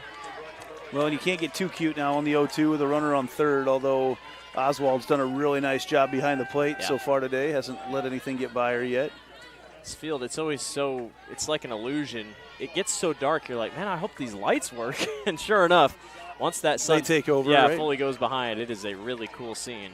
Games have gone very late. I think the latest game is a 4-hour one. Paul Yeager's private jets flying in here behind us on the backdrop, as that one's a swing and a miss upstairs. Nicely done by Torin Helly, and it retires the side. 4-1, St. Edmond leads. We'll be right back.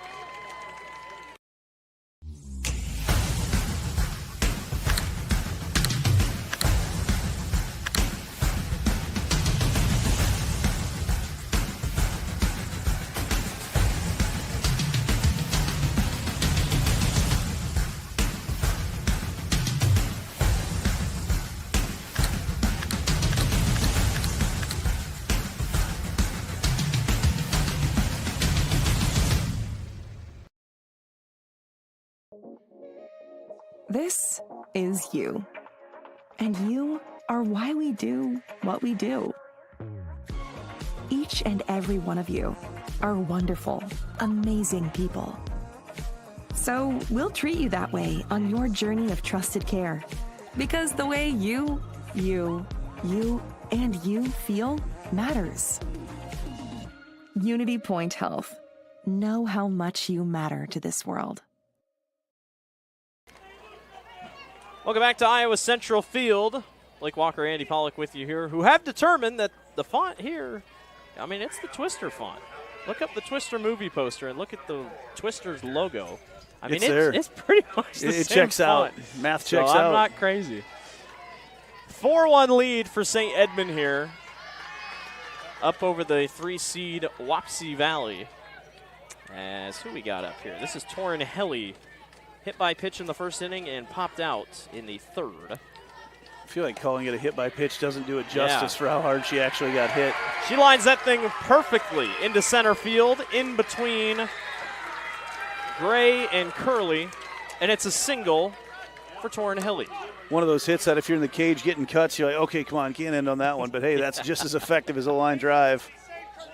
Courtesy runner, Ella Bondi, the 8th grader, in for an IMT insurance substitution. Learn how you can be worry-free with IMT at IMTINS.com. All substitutions here at the state tournament brought to you by our friends over at IMT. And it brings up Sophia Schlenz up to bat. 0 for 2 tonight.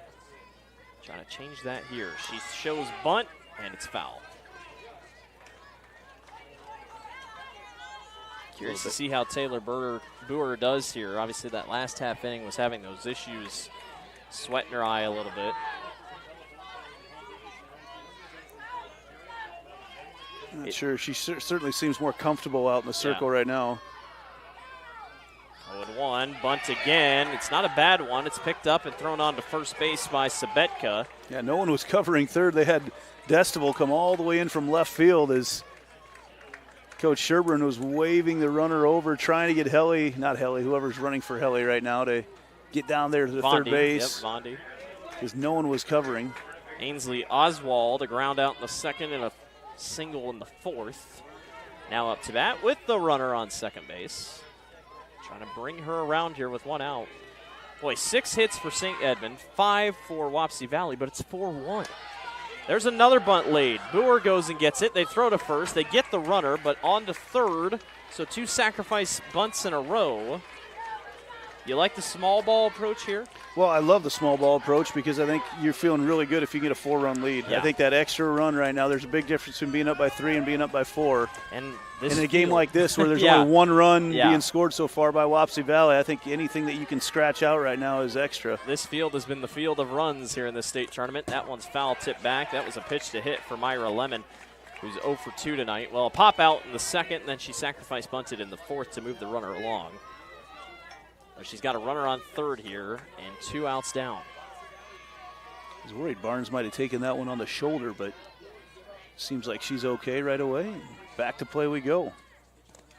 That one low, gets behind the backstop, play at the plate, not in time. St. Edmond leads 5-1. Well, there's where your small ball comes into play. You get her from first to third on a couple sacrifice outs, and then you start things over now with 2 outs, get that extra run. St. Ed's has to be feeling really good. The way they played defense so far here tonight, they have to be feeling really good about a 4-run lead at this point. Ella Vondi able to get home, and it's 5-1 in favor of St. Edmond. The 6 seed looking good here so far. Here comes the 1-1 pitch to Lemon, and Lemon fouls that one back. Well, I tell you what, Barnes was pretty quick to get here. The backstop very short to us. And a true hop off this mat, too. To the other sides, it's tougher if it goes back here in these coffin corners, but right back to the backstop, it's not very far behind Barnes to us, so she almost made a play on it. 1-2 pitch, swing and a miss for strike 3. That is the first strikeout of the night for Taylor Boer. A little bit of damage done, though. It's 5-1. We see in the bottom of the 5th, St. Edmond leads over Wapsie Valley. We'll be right back. Here in Greater Des Moines, we're the unexpected sports mecca that feels like home. We are the big ballers, the little kickers, the underdogs, and the bulldogs. We've got events wacky and wild, Big and small, we host them all. And that old sports cliche, nobody believes in us?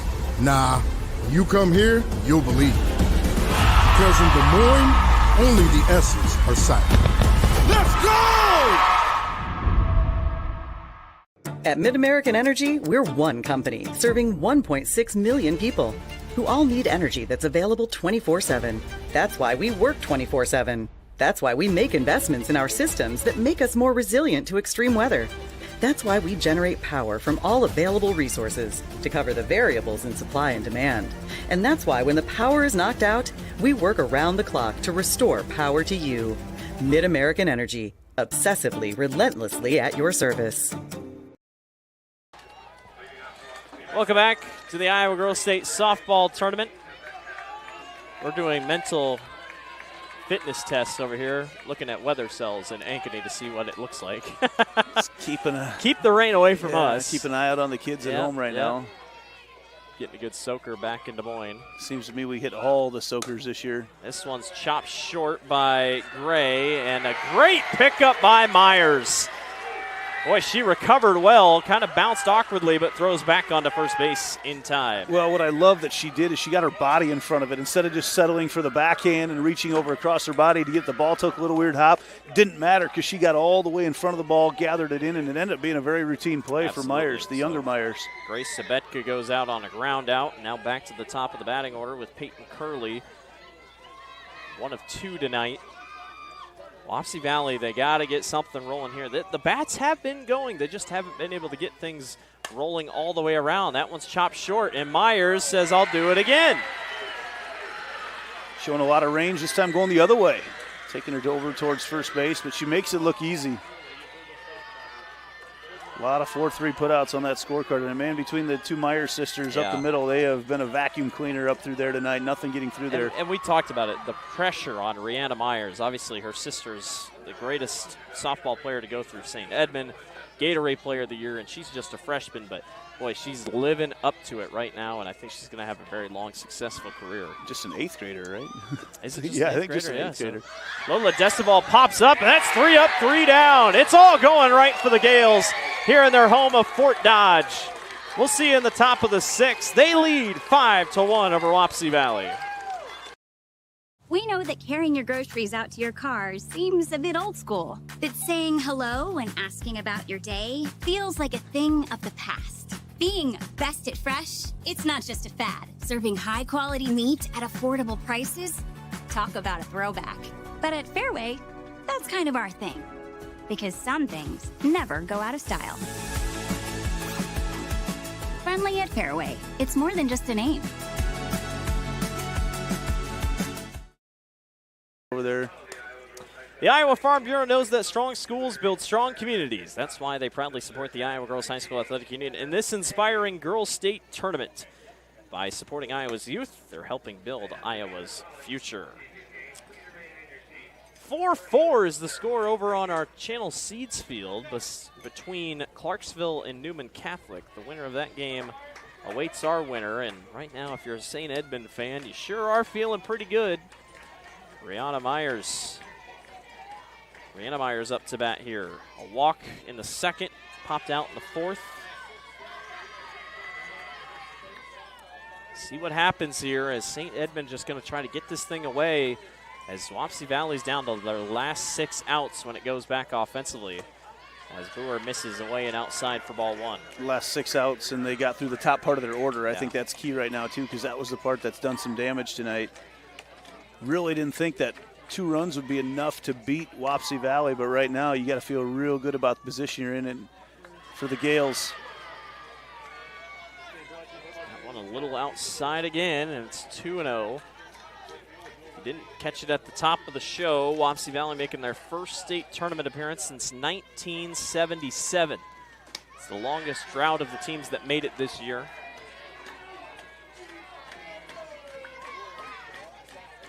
Brewers behind here, 3-0 with nobody out. And Myers would love to grab another walk.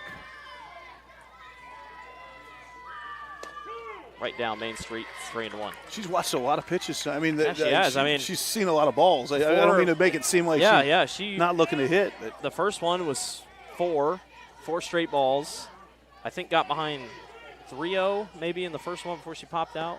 She takes a swing and misses at that one. It's 3-2. Her thought process was, well, this probably will be down the middle, so I'm going to swing at it. She put a big charge into her last one. Out and away. Ball 4. Myers takes her base for the second time tonight. And Hadley Oswald got on base last time up. And you don't want to have multiple base runners on when you get back to the top part of the order, because this could be danger zone territory. You need an out here if you're Wapsie Valley. Coach Jean's most likely knowing what is coming around the bend. They've already intentionally walked Mariah Myers twice. Runner goes. And safe. Came in tonight leading the state in stolen bases with 200 plus. It's they just don't stop. No. They don't stop. They do not.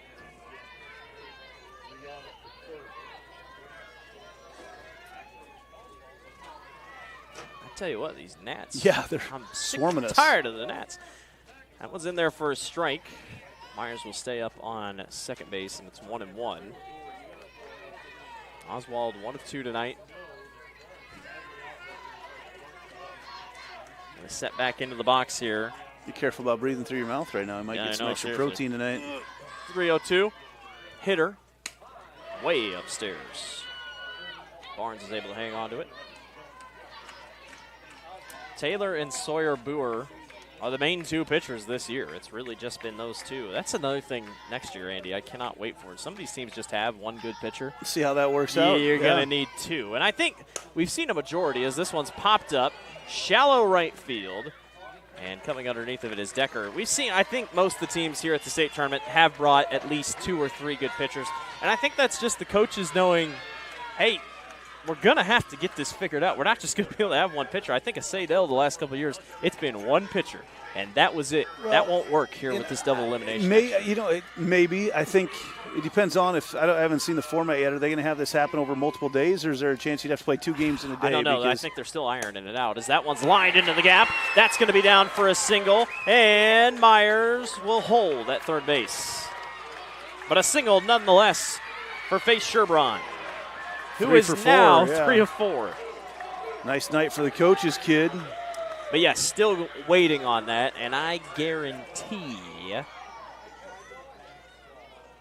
might see an intentional walk. Well, we'll see. I don't know. I don't think you will right now unless you see Sherbrand take second on a steal. Which then I think you'll see an intentional walk. Is going to That's happen why I think you keep her there. I think you keep her there right now, actually. If I had to guess. I think you keep her there. Normally you would with the runners on first and third. Out and away, there goes the runner, and Myers gets to take her base again, I'm guessing. I'm watching Coach Jeans in the dugout. Here comes the stand up. Yep, does it again. There it is. I mean, they took the bat. Really, they ran the bat out of her hands. She gets to hit if you keep that runner on first. 56 times Mariah Myers has been walked. I had the chance to call Jenna Young her junior and senior year. I got to catch her comeback. Yeah. I get to catch her comeback here at state. Unbelievable. She tore her ACL in basketball her senior year. Everyone thought she's never going to play again. Softball at high school level. That one's lined back up the middle. Boer can't get it. 1 run is in, and the bases will be loaded. Did she touch home? She absolutely did not, but they're still watching. Wapsie Valley has not seen it, but Myers did not touch home plate. I don't know if we can catch it on our replay. But she scooted around it. I was just about to say, she stopped and went. Yep. Yeah, no idea if we even caught it anywhere on a replay, but I think you're right because it was really weird what she was doing. Well, she came, and I think I don't know if she thought the ball was caught or what, but she stopped before home plate and then scooted around in front of it, never touched it. But Wapsie has not appealed at all, so they're going to play on. Yeah, so it's 6-1. That would be an out. That would take away that run and add an out to the equation. So now it brings up Torrin Helly, with the bases loaded. That wasn't close either. She missed home plate by a lot. It was very weird. And the umpire, he saw it. Yeah, he continued to watch. He doesn't say anything, though. Yep, he did it right. Yep. Wapsie's not going to want to go back and watch the film. 1-0 pitch to Helly. Outside, it's 2-0. Hitters can't go anywhere else. But the base is juiced. Full of gales right now. A lot of John Deere out there. Yeah. Surprised they have not played that John Deere Green song. 2-0. Helly takes a swing and fouls that one into the net. Is that Joe Diffie? Who sings John Deere Green? I don't know. I just know that part of the song. I don't know any other lyrics of it. Not sure. I got people screaming over the air at me right now. I'll probably get a text or something. 2-1. Joe Diffie. There we go. Good call. 1993. Helly gives it a ride. Opposite field. That's going to get down. 1 run is in. They'll hold, and the bases will stay loaded. An Oppo, not Taco, but an opposite field hit, and it's 7-1. Well, now you start to get in danger zone territory right now because the new 8-run rule. You're just a couple away from that right now with bases loaded. Now, they continue to just go Wapsie station to station. Wapsie has to hit yet. Okay. Yeah, they have to hit yet. So now you're really familiar with those rules. Yes, now. we made sure I got everything straight. So it's 7-1, and I don't think Taylor Boer is going to be pulled. I think they're just going to kind of have a chat here. Well, she's their show pony out there. As they all swat the gnats away. I'm telling you, man, they're well, bad. The breeze has died down, well, so they're able so to we just don't have anything. hang out around us. So this will bring up Sophia Schlenz up to bat. My dad. Yes, Joe Diffie. I knew he'd be on it here soon. I always love to hear people during the streams. He'd be back on it. He'd be back on it. I know I hear from a lot of people that happen to catch my glorious bald head here in the background. Well, then Paul Yeager comes and sits down right beside me. Yeah, what's up with you that? and Paul both have full heads of hair. He could have gone back to the hotel, but he's sticking it out. I assume he's probably calling a 1A championship. If I would imagine so, yeah. I tried to challenge him to bring out the pink suit this year to softball, but not in this heat. Bunt is laid with 1 out down. They go home, and they do get the out. That was really well done by Barnes. She kept that left foot planted on home base. The bases will be loaded, but nobody scores. Key out to get right there, and that was a lot closer than you might expect it to be with about an 8-foot throw needing to be made. That was a good run. Myers was coming home in a hurry. Ainsley Oswald now steps up to bat. Ground out in the second, singled in the fourth, sacrifice bunt in the fifth. 2 outs, bases juiced for Ainsley. Out in the way for Boer. Boy, St. Edmond has just kept the pressure up all night. It just feels like Wapsie has not been able to breathe. Well, the way Wapsie started off the game hitting the ball, like, okay, here we go. Yeah. This is going to be a high-scoring game, and just weren't able to recapture that first inning fire ever. Torrin Helly had those 2 strikeouts that ended that 1 inning, and then they go 3 up, 3 down, and it's like, okay. I mean, she has clearly found her groove. Well, and before this inning, St. Ed's had not had like a big inning. Yeah. They put up a couple runs an inning, but they've really opened this thing up right now. 2-0.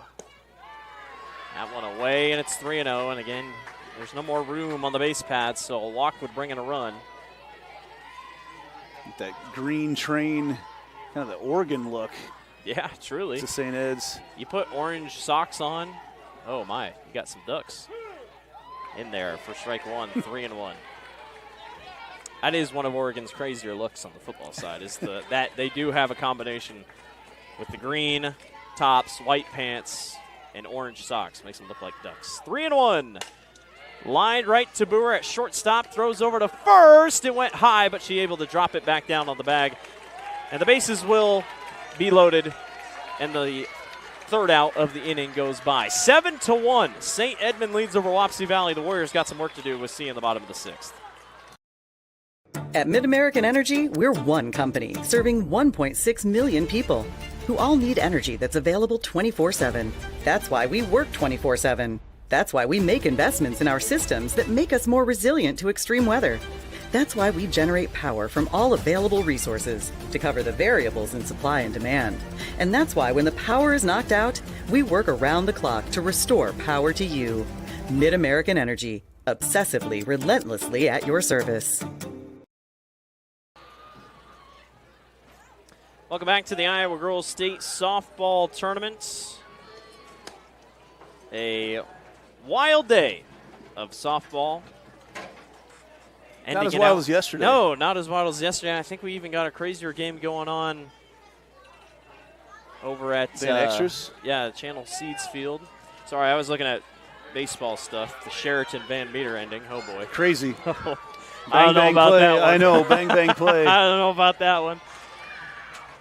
Keeping an eye on everything. Everything's here on this side of the state this year. State baseball is over in Sioux City and Carroll. The rain has avoided all three. What a fun tournament here for the Girls Union. Always a standout. Starting to get a little angelic halo to our center field camera night with all the humidity that's settled in. A little bit. I tell you what, I mean, it's humid. Very humid. My papers are wet. Yeah, I know, and I can't here. really put my arm down on the papers because it just lifts up. Not great. I believe this is Taylor Boer up to bat here. 1-0 pitch is grounded and foul. And it is, yes, it is Taylor Boer, who is 2 for 2 tonight, worth noting. A single in the first and a double in the third.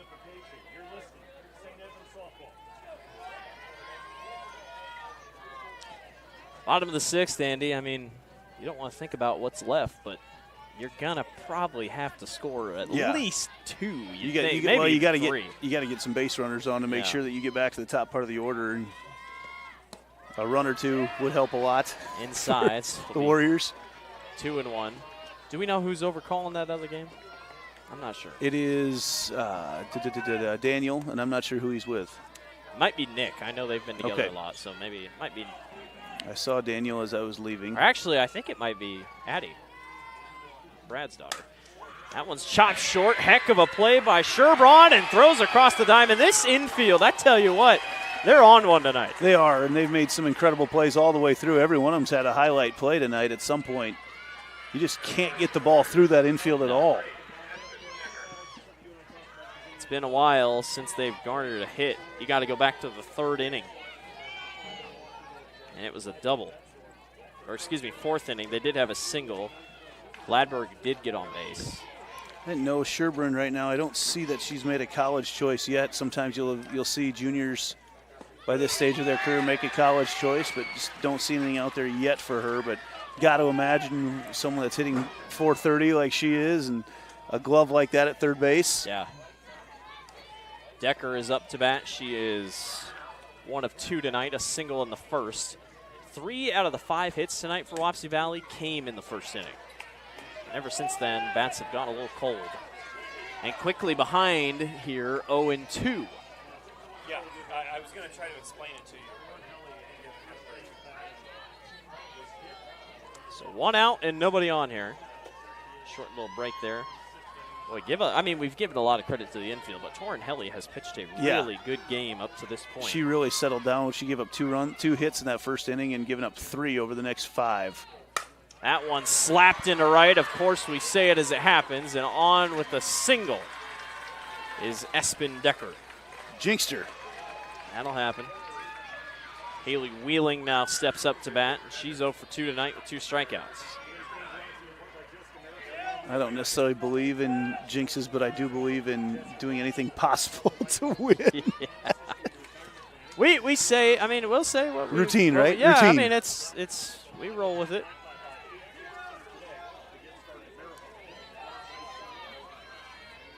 I got worried. I saw a flash.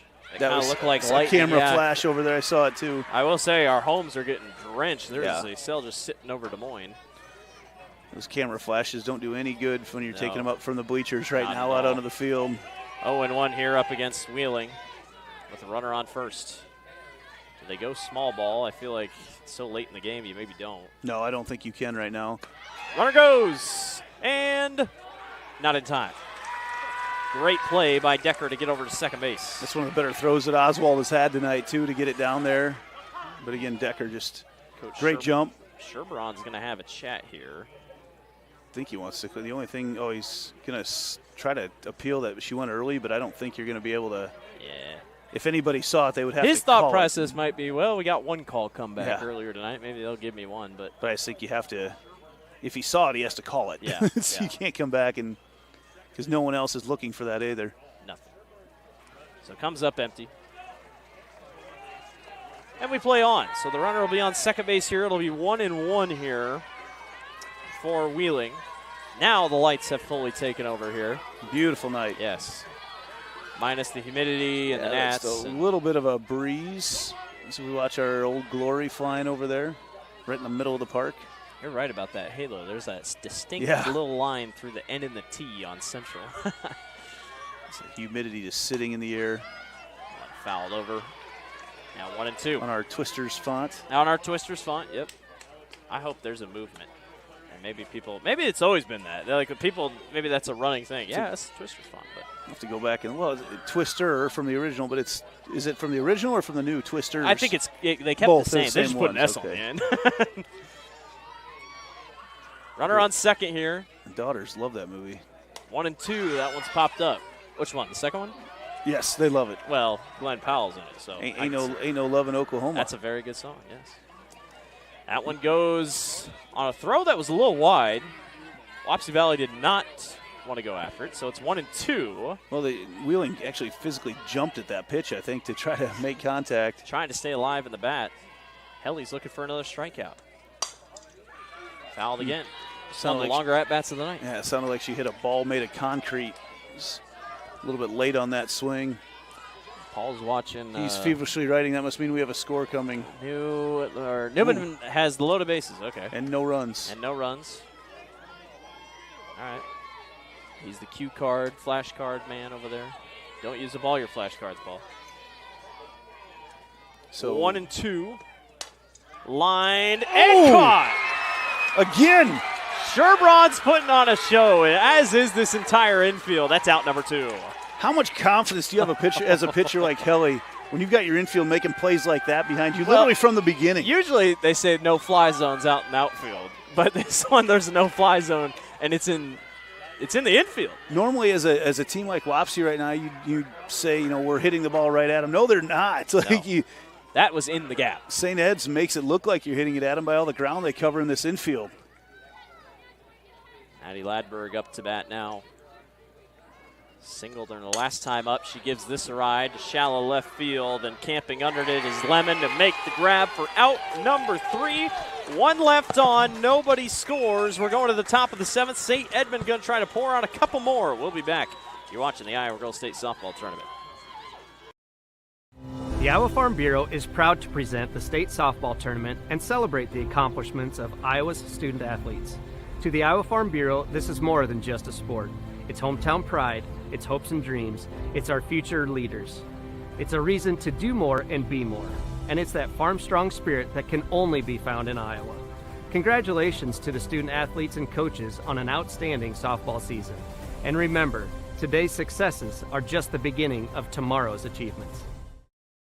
That sounds like a very bakey. Welcome back to the Iowa Girls State Softball Tournament. To the top of the 7th we go. St. Edmond leads 7-1.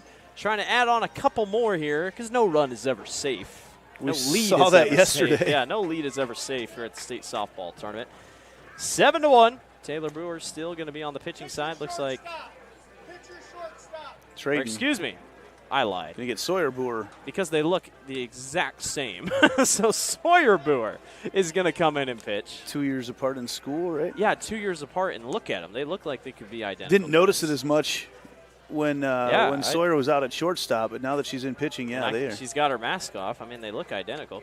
Sawyer this season making her 18th appearance. 10-2 record overall. She has 1 save on the year in 84 innings pitched, 65 strikeouts, and a 2.15 ERA. So here we go. St. Edmond going to try to pour on just a couple more here. Let's see what happens. As Myra Lemon will step up to bat, coming off her grab out in left field.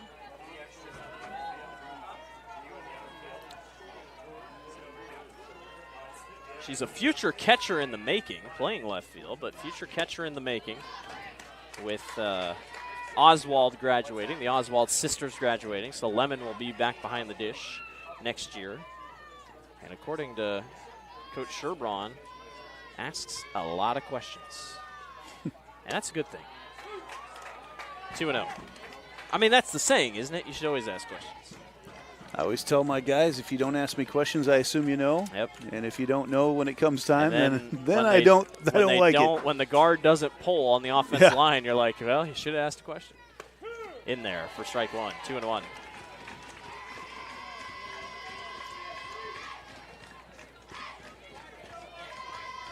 And you said it, I mean, the longer St. Edmond goes into this tournament, the crowd support has already been insane as it is. As that one's lined to the left, that's going to get down for a single for Lemon. But the crowd support has been insane as it is. They just keep moving on. Guess what? More, if not all of them are already here, but more people are just going to keep hopping in here. Yeah, when they get to Wednesday night and they're playing again, you're going to see a huge crowd here once more as you just get more and more time to let that momentum build. The Fort Dodge Messenger does such a good job of getting the word out of everything that goes on here at the state tournament. They still don't know their opponent. We talked about, well, yeah, the team over on Channel Seeds Field can come over. Here's a bunt by Myers. Throw on to first is going to be in time, so the sacrifice bunt works. And again, but the you other just field, scratch out any run you can right now. The other field's still going. It is 4-4 in the 8th. Clarksville and Newman Catholic. And they started half hour before we did, right? And that's a 2-7 matchup. So Newman Catholic trying to pull Clarksville, though, showing with first-year coach Katie Berman that after Coach Wiedeking's been gone, after the great run that they went on, they just picked things right up where they left off. Hadley Oswald up to bat. And I tell you what, I mean, Wayne won their game. I mean, Riverside looked really good. 14-6. I know early looked a little shaky. Wayne 7-4 over Highland, not bad, but I'd say St. Edmunds looked one of the best out of the 8 teams. If you were to regrade them after this first round on how they did, I think St. Edmund would be up there, especially defensively. I said that wrong, too. Coach Berman's been around Clarksville forever. Yeah. She's got that thing rolling over there. Been watching Clarksville for way too long. I lose track of everything going on up in Butler County. Brewer throws on to first base, and runner goes to third on the sacrifice in a way. So top of the batting order, Faith Sherbraun has had a night. She has had a night, yes. Popped out in the first, so and not just not just at the plate. Yeah. She has been unbelievable tonight. A single in the third, double in the fourth, singled in the sixth. Can bring a run home here inside for ball one. What's the most intentional walks you've ever seen in a night? Because you may see another one if Sherburne gets on. It'd be 4. I mean, I was thinking if the base paths were empty right now, you almost just walk. That one's outside. I mean, try to avoid everybody. Yeah, I right? hate to say it. And then, you go to Torrin Helly, but I don't know. Just the top of this lineup is so dangerous. A wild 6 seed, a dangerous 6 seed. I know Wapsie Valley probably wasn't too thrilled to see St. Edmond come up, as this one's fouled down the left field line. It's 2-1. And the 10 losses, I think, will do it. But, I mean, look at their schedule. They have played opponents. Yeah, you look at who their losses are for. Let's see here. Oh, we got Clarksville. Little League home run. Clarksville does it again. The Little League home run, did it right? They did that a couple years ago in the quarterfinals as well. Is it over? Ball game yet, Paul? It's over. Or not? Ball game? Ball game. Clarksville wins on a Little League home run to the fence. There you go. So the winner of this game will play 2-seeded Clarksville. But, yes, I mean, plenty of high-tier opponents, upper-class opponents. Yep. Yeah, you look through, and you're looking at Van Meter and North Polk, and Muscatine's always good, Southeast Polk, Waukee Northwest. There's a walk. Yeah, that's a 1A school facing those teams. The only team I think they lost to, as I look through this, that was not a tournament team was Pocahontas, I believe. Yeah. Opened up the year with a 6-4 loss to Newell Fonda. Who's out. Who's out. Yeah, who's out right now. Got knocked out by Riverside, so. Let's see if they can keep the bat in Myers' hands again. She gives it a ride to deep center field. Give her chance. She's going to send it over the wall. Home run, Mariah Myers. An absolute nuke for Mariah Myers. That ball disappeared above the lights. And that's why they have not been pitching to her throughout the evening. Her 12th home run of the season and the Gatorade Player of the Year. I mean, she didn't even look like she hit it that hard. And it just kept going, and it went way past the bleachers. Well, I watched the fans in the bleachers have watched their eyes just turn around and look behind them as that ball landed. A Channel Seeds extra base hit. Here's her night. She doubled in the first, intentionally walked in the third, intentionally walked in the fourth, intentionally walked in the sixth, and then just homered. Those intentional walks have been, she's let one pitch go by, runner has stolen to second, so then they say, all right, in that case, we'll just do it. So Mariah finally gets a chance to hit, and she sends it over the fence, and it's 10-1. It scored 3 runs as well tonight. Unbelievable. If you're a Hawkeye, you have to be excited to see what is coming to Iowa City. Lauren Gibb up to bat here now with the bases cleared out. She singled up the middle in her last time out. This one lined to left. That's going to get down for a hit. And Lauren Gibb is on with the single. Her third of the night.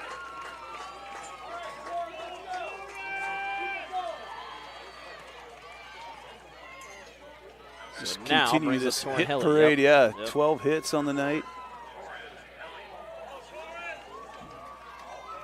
I throw Myers right up there with Jenna Young, I think. We have lightning over there. Yeah, we got a big old Definitely do. thunderhead over there in Minnesota, I think. Not My near bearings us. Right, yeah, it's north and east of us right now. Boy, that would really stink to get a 30-minute lightning delay right now. I think they would call it a game, wouldn't they, right now? And we've completed 5. Well, I that's believe true, and it is 10-1. I mean, I don't know. I think you kind of want to finish no matter what. Runner goes. Throw was a little off and away for Barnes, so she had to go get it. And I think it's just a permanent green light for your Gales base I think runners. it is. You get on, you're stealing. There's a lot that has to go right to throw out a girl that's stealing second base. Away from Barnes and over to third base, as would have been interference anyway. Yeah, the obstruction there on the shortstop who got in the way was standing in the base path is. Boer came down. Yeah. 2 outs and it's 2-0. For Sawyer Boer, now pitching. Taylor's over at shortstop. 2-0. Helly gives it a ride to deep center field. That thing's up against the wall. It's dropped by the center fielder. Curley couldn't hang on to it. And all the way to second goes Torin Helly, and another run scores. It's 11-1. Curley covered a lot of ground. I thought for a second that ball was gone, and we're seeing as this night air cools off a little bit, the ball's getting a little more pop to them as they come off the bat. St. Edmond is pouring it on here in the late goings, 11-1. And obviously no run rule because Wapsie Valley gets to bat. Yeah, they still got to hit, and they are the home team. So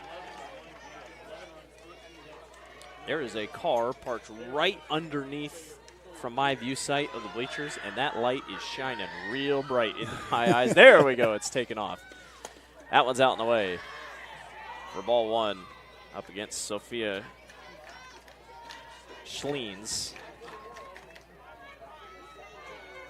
Back-to-back sacrifice bunts for her tonight. Can't do that anymore.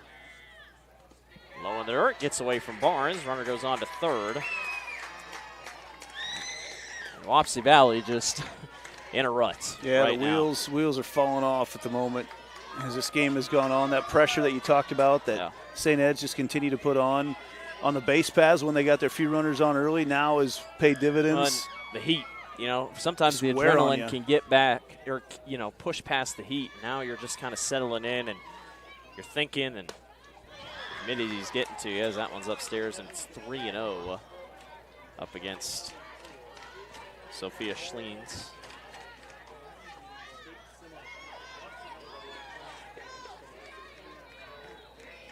Runner on third here, 3-0 in there for strike one. There's that 3-0 expanded zone a little bit as that ball was upstairs, but this stage of the game, winner of this one. That zone gets a little bit bigger. Yeah, sometimes. Just kind of letting you get it going. 3-1 outside. That is a ball. Not there. Can't call that. That's the thing I always say. Ainsley Oswald goes to second. I don't think that Oswald is. Are you talking about? Excuse me. Yeah. Barnes. Sorry, Barnes. Yeah, I don't think Barnes is feeling very good. Yeah. She got up and got a little woozy and asked for timeout and walked over to the dugout to get some water. It's been a long inning. Yeah, now she's getting cold water. Unfortunately, she took a sip of what originally was her cup, so she's getting checked on. It's been a long inning behind the plate for her. It's still warm. I mean, the sun has gone down, but it is still quite warm. So 81 degrees and very humid. Yeah. It has just been one of those days. And Oswald took all the way to second base on that. So, or that was Schleens, excuse me. So now Ainsley Oswald steps up to bat. With runners on second and third. In there for strike one. Winner of this one takes on the winner, Clarksville. Just defeated Newman Catholic. A 1. Sent back up the middle. Going to be a tough play, but the catch is made out there by Curley. Plenty of damage done, though. 11-1. St. Edmond leads by 10. Wapsie Valley down to their final 3 outs. We'll be right back. The Iowa Farm Bureau is proud to present the state softball tournament and celebrate the accomplishments of Iowa's student athletes. To the Iowa Farm Bureau, this is more than just a sport. It's hometown pride, it's hopes and dreams, it's our future leaders. It's a reason to do more and be more. And it's that farm-strong spirit that can only be found in Iowa. Congratulations to the student athletes and coaches on an outstanding softball season. And remember, today's successes are just the beginning of tomorrow's achievements. Welcome back to the Iowa Girls State Softball Tournament. What a night for Fort Dodge St. Edmond. 11-1, they lead. Torin Helly looks like she's going to finish things out here for the Gales. And Blake Walker, Andy Pollock with you here, going to finish things up here. Great quarterfinal round here at the State Softball Tournament. Coming to an end here. All the semis will be set here in the next 3 outs. Went fast those first 2 days. You don't have a chance to breathe. As soon as the game gets over, they're out there getting, especially yesterday when the games got behind a little bit, you have no chance to breathe once these games get rolling. Sawyer Boer will step up to bat. Wapsie Valley down to their last 3 outs. Has still been a phenomenal year for the Warriors. 29-4 record. First time here since 1977. And based off the roster, I bet they're going to be right back here next year. But a good learning experience all across the board, and they just run into a buzzsaw full of star power in St. Edmond tonight, who has just been on it. Boer gives it a ride to left field, and it's going to go foul, and unfortunately that's just what tonight's been like for Wapsie Valley. Not by much. Yeah, not by much. Well, actually, not by much might be the quote of the night for Wapsie Valley, because some of these plays by the infield, not by much. And really, if we're really going deep into it, Espen Decker did have that single of the 6th, but before that, it was a double in the 3rd because Maddie Lodberg, she had that play with Mariah Myers. As that one's lined out in the gap to left center and all the way to the fence line. Boer's going to go all the way to second base, and she is on with the double. This fence is deceivingly deep here. It's 200, and we know that, which home runs you can see, but with the normal fencing, the normal chain link fence, but then you've got the ads on the bottom, and those balls feel like should be right up against the fence, and then they keep rolling. They keep rolling, so that's why you got an extra base out of that for Boer. And I tell you what, Andy, after that Mariah Myers not out, St. Edmond started the runs on the hitting side and really picked it up. I wonder if that was just kind of, they needed that jolt of the out that wasn't and just kind of went from there. Wapsie Valley trying not to go away yet, as this is Natalie Gray up to bat. And there's someone taking flash photography right now, and it's really right as the pitch is coming in. Yeah, it's really throwing me off. Surprised nothing's been said yet about that. It's looking right at the hitters for Wapsie Valley. 1-0 in there for strike one. Yeah, I mean, you don't really see during the Not day outside. you don't need it, but Yeah. yeah, you just don't see flash photography a lot. And not outside. It's just I'll not always, when I go on, read articles for newspapers, whether that be for sport, usually football because it's at night and the flash is on. It just looks so weird. 1-1. Unless someone's real close to you, that's not doing you any good. Yeah.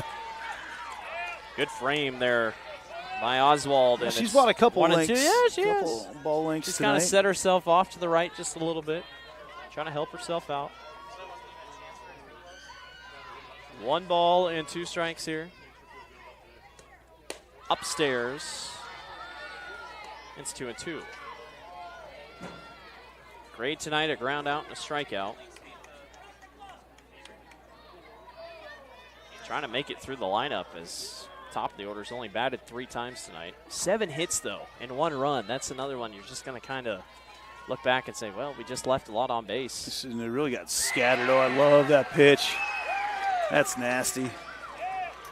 Good changeup. Dropped off the table. I got unofficially 6 strikeouts for Helly. Grace Sabetka up to bat. She's grounded out in both at-bats tonight. Will step up to bat.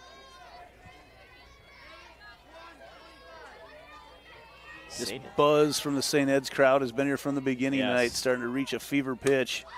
Fouled back into the net. And you're going to see it when they play on Wednesday, no doubt about it. AKA tomorrow. AKA tomorrow. Losing track of my time here. Everything kicks back off tomorrow morning at 10 o'clock. I'll be here. I got 3 games tomorrow. 12:45, 4:45, and 7:30. Back at the nightcap. I always end up with the late game nightcap. I'm doing the quick turnaround with a 10 o'clock game in the morning with Brad Wells before I call it a tournament and head over and change into fall sports mode. So good pitch there by Helly. It's 0-2. Up against Sabetka. It's been a fun summer, though, man. We've had some beautiful nights for sit at the ballpark. Rain has derailed a lot. I know a lot of teams have had to do makeup. Some games got canceled. That one right back to Helly, throws on to first in time for out number 2. Runner does advance to third. And Wapsie Valley is down to their last out. Helly just calmly makes the play. Peyton Curley led the night off. And, I mean, that first inning for Wapsie Valley, 3 out of the first 4 hitters. Keep in mind, they're the 3 seed. Yeah, By seed, this is an upset right now. 3 out of the first 4 hitters had hits. And everyone's thinking, oh, man, all right, 3 seeds here to play. She goes through on that one on a slap hit attempt, 0-1. But, boy, St. Edmond has just responded and pulled. No punches tonight. Yeah, they kept the pressure yeah. on, tightened the screws as the night went on. Even if we kept playing to be a run rule after this with 8, St. Edmond just trying to finish it off. That one slapped back up the middle. Myers to first, not in time. Run scores. There you saw the speed of Curley. We saw it early on. Actually saw her possibly beat one out on a routine play again early on, or later on, called out. But, yeah, you see that speed. She gets down there so quick. 11-2 now as Lola Destival steps up to bat. She's 0 of 3 tonight. As Torin Helly will try to get things closed out here.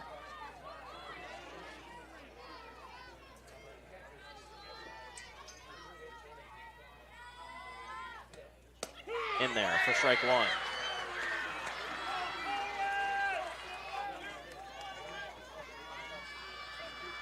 St. Edmond 24-10 coming into tonight.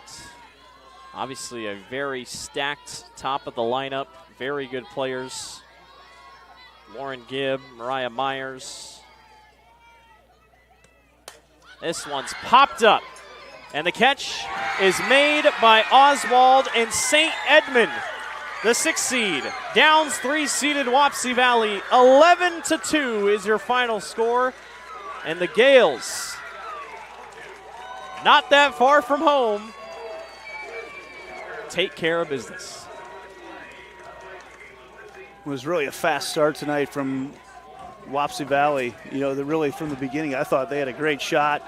at things as they came out swinging the bats, jumping on some first ball fastballs, got some great strikes on the ball. But, man, as the night went on, you just saw St. Ed's start chipping away, and eventually there was a crack there, and they took full advantage, and that's why this final score was 11-2. And St. Ed's, man, they brought the girls' union is going to be – they don't play favorites, but they got to be pretty excited to have a crowd like St. Ed's has coming back on tomorrow.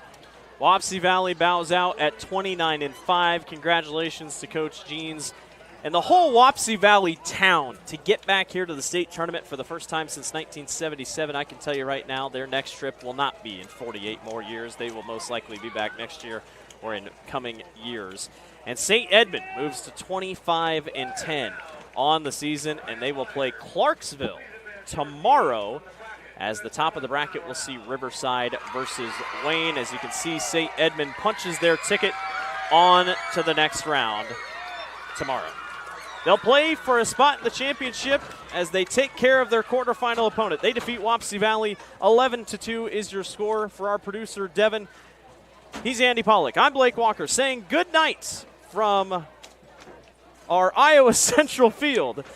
We'll see everyone tomorrow. Thanks for watching the Iowa Girls State Softball Tournament on the Girls Union Digital Network, powered by Mid-American Energy Company.